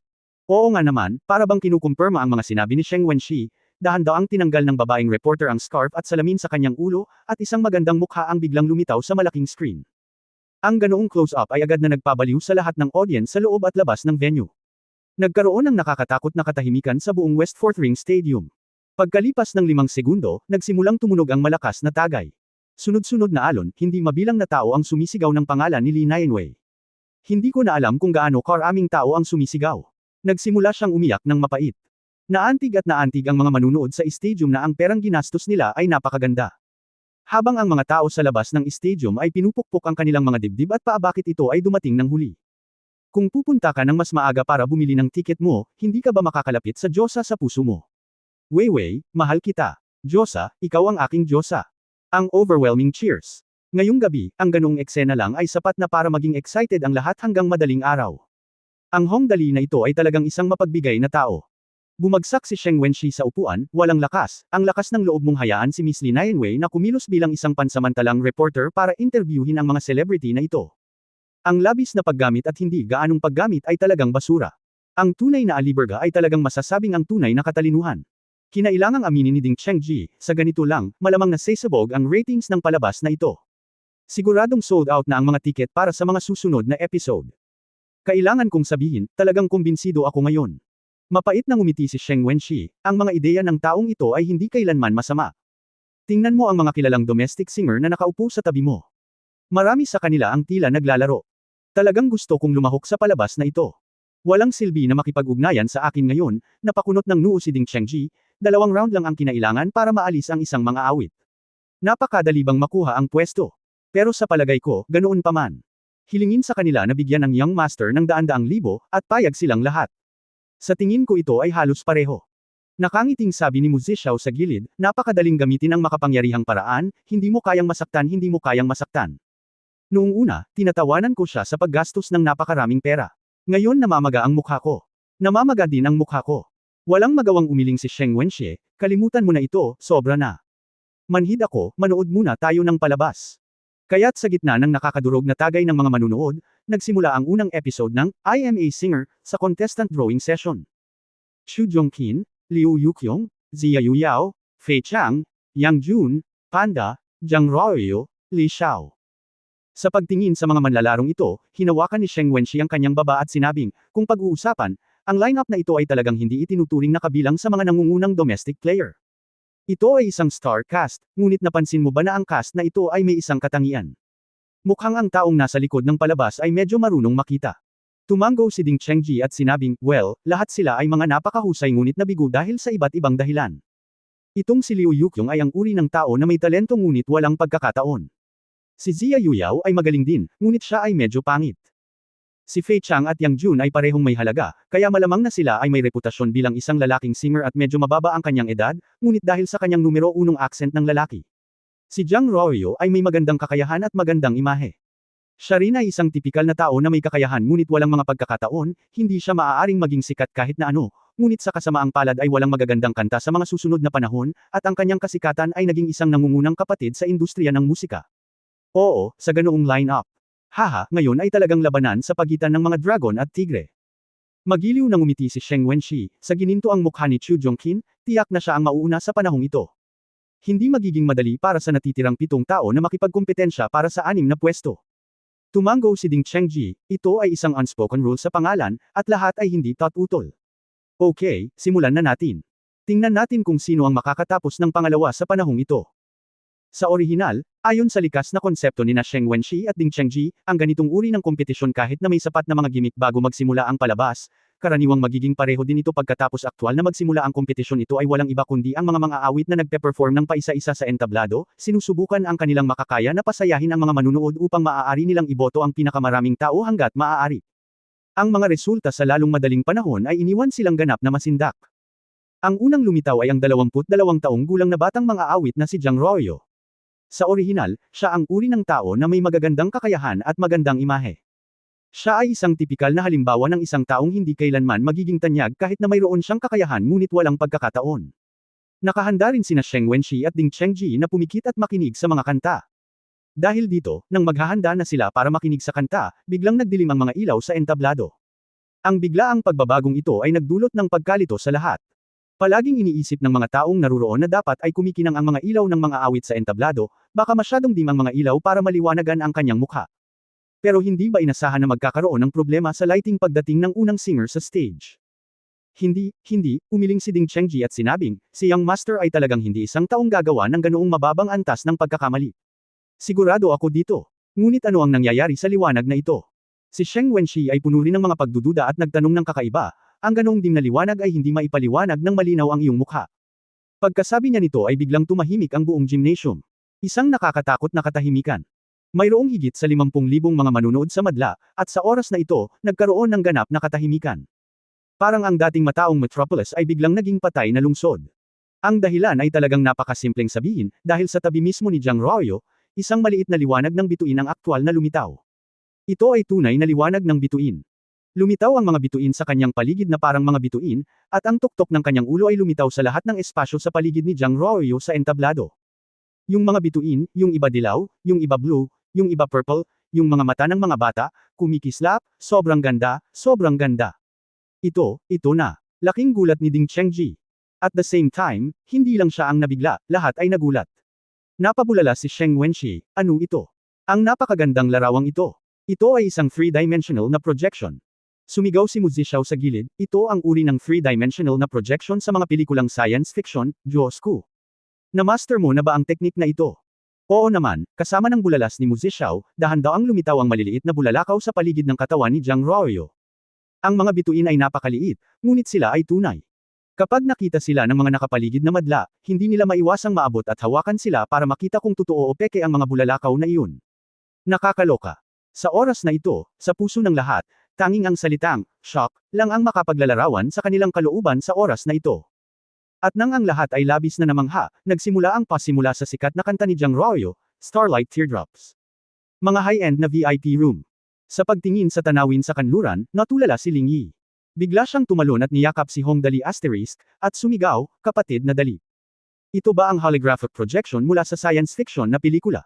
Makakagawa ito ng isang larawan kung saan ginagamit mo ang imahe ng isang tunay na tao para makipag-usap sa iba. Ngumiti si Hong Dali at kinagat ang halaya na binalatan ni Ling Xiaoyi para sa kanya, at tumango. Ang tamang sagot ay katulad niyan, ngunit ngayon ay maaari na lamang itong maging isang kulay. Medyo nanghihinayang. Kuya Dali, tatambay na ako sa iyo mula ngayon. Napaluha si Ling Yi, matagal ko nang gusto ito. Sa wakas nakita ko na rin ito ngayon. Dapat mong dalhin kami upang makita ito pagkatapos ng palabas. Nakangiting sinabi ni Tang Moxon, tingnan mo kung gaano kakababaw, dadalhin kita doon pagkatapos ng palabas. Upang maging matapat, maaari mong patawanin ang ibang tao sa kanila. Leopard, ang sarap talaga ng pakiramdam na ito.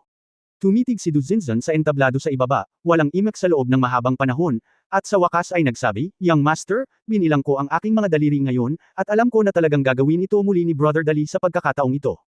Masyadong malaki ito. Sabi niya at tumalon at mahigpit na niyakap ang dibdib ni Hong Dali, pero hindi ko akalain na ginawa talaga ni Brother Dali ang bagay na ito, Kuya Dali, please be sure to scree Dali, please. Ako ay lubos na kumbinsido. Bumaba silang Hao at kinurot ang kanyang puwitan, kaya talaga niyang Master Dali, tingnan mo. Kung titingnan ng mga tagapakinig at ang mga nasasabik na ekspresyon ng mga manunood, tinatayang hindi sapat ang 50,000 tiket para sa susunod na palabas para maibenta. Sumugod silang Hao at niyakap ang braso ni Hong Dali, Kuya Dali. Turuan mo ako, alibughang. Namulat talaga ako ngayon. Magiging matitigas na kapatid mo na ako mula ngayon. Napaka-partikular ng prodigal tungkol sa talento. Ngumuso si Hong Dali at sinabing. Narinig niya ang klasikong kasabihan, ang prodigal ay isang teknikal na trabaho, kahit na sabihin mo sa akin, hindi mo naiintindihan. Si Tang Moxon sa gilid ay ngumiti at nagsabi, oo, walang sinuman sa mundo ang maaaring mawala ng pamilya at humantong sa ganoong sitwasyon maliban kay Dali. Iyon na. Habang si Hong Dali at ang iba ay nag-uusap at nagsasample, ang mga manunood sa ibaba ay ganap na lasing. Ang kanta ay isang magandang kanta, talagang isang magandang kanta. Parehong perpekto ang lyrics at ang pagganap ng kanta. Ang epekto ng entablado ay ganap na world class. Ito ay isang holographic projection. Napakaganda ni Jiang Ruoyo. Nakatayo sa liwanag ng bituin, mukha siyang diyosa. Paminsan-minsan kapag kinakanta niya ang sexing bahagi, hindi mabilang na mga shooting star ang nahuhulog mula sa langit. Maliban na lang kung nakikita mo ng sarili mong mga mata ang ganitong eksena, walang maniniwala. Di nagtagal, pagkatapos kantahin ang Starlight Teardrops, si Jiang Ruoyu ay nakatanggap ng pinakamaraming palakpakan na natanggap niya mula noong siya ay isilang. Sa buong stadium, ang mga kamay ng higit sa 50,000 mga manunood ay namula sa pagpalakpak, at ang palakpakan ay tumagal ng 30 segundo bago unti-unting namamatay. Sa labas ng stadium, hindi mabilang na mga manunood ang napaiyak sa eksenang ito. Ito ay isang milestone sa kasaysayan ng makalangit na musika. Isa itong pangunguna sa kasaysayan ng musika sa mundo. Ang sobrang kahangahangang pag-awit, kasama ang marangyang holographic projection, ay hindi gaanong nakakagulat sa puso ng mga tao kaysa sa unang pagkakataon na nakita ng mga tao ang isang eroplano na lumilipad sa kalangitan. Ang alibughang anak na ito. Bumagsak si Sheng Wenxi sa upuan na parang pagod na pagod, at ulong, malaking bagay, ito ang tunay na malaking bagay. Ang holographic projection ay talagang ang maalamat na holographic projection. Ang lakas ni Young Master, ang katotohanan ay hindi maarak. Napabulala si Ding Chengji, hindi nakakagulat na ang Young Master ay naglakas loob na sabihin na kung gumawa ka ng isang bagay ng masigla, ito ay magiging isang dekalidad na produkto, kahit na ito ay hindi isang kalidad na produkto, ito ay magiging isang dekalidad na produkto kung gagastusin mo ito ng pera. Kung ibang tao ang mag-oorganisa ng palabas na ito, talagang imposibleng makamit ang gayong epekto. Ngunit nakamit talaga ito ni Master Dali. Ito, isa lang itong himala. End of this chapter. Pahingi naman ng like, share at subscribe mo na rin para updated ka sa susunod na kabanata. Salamat.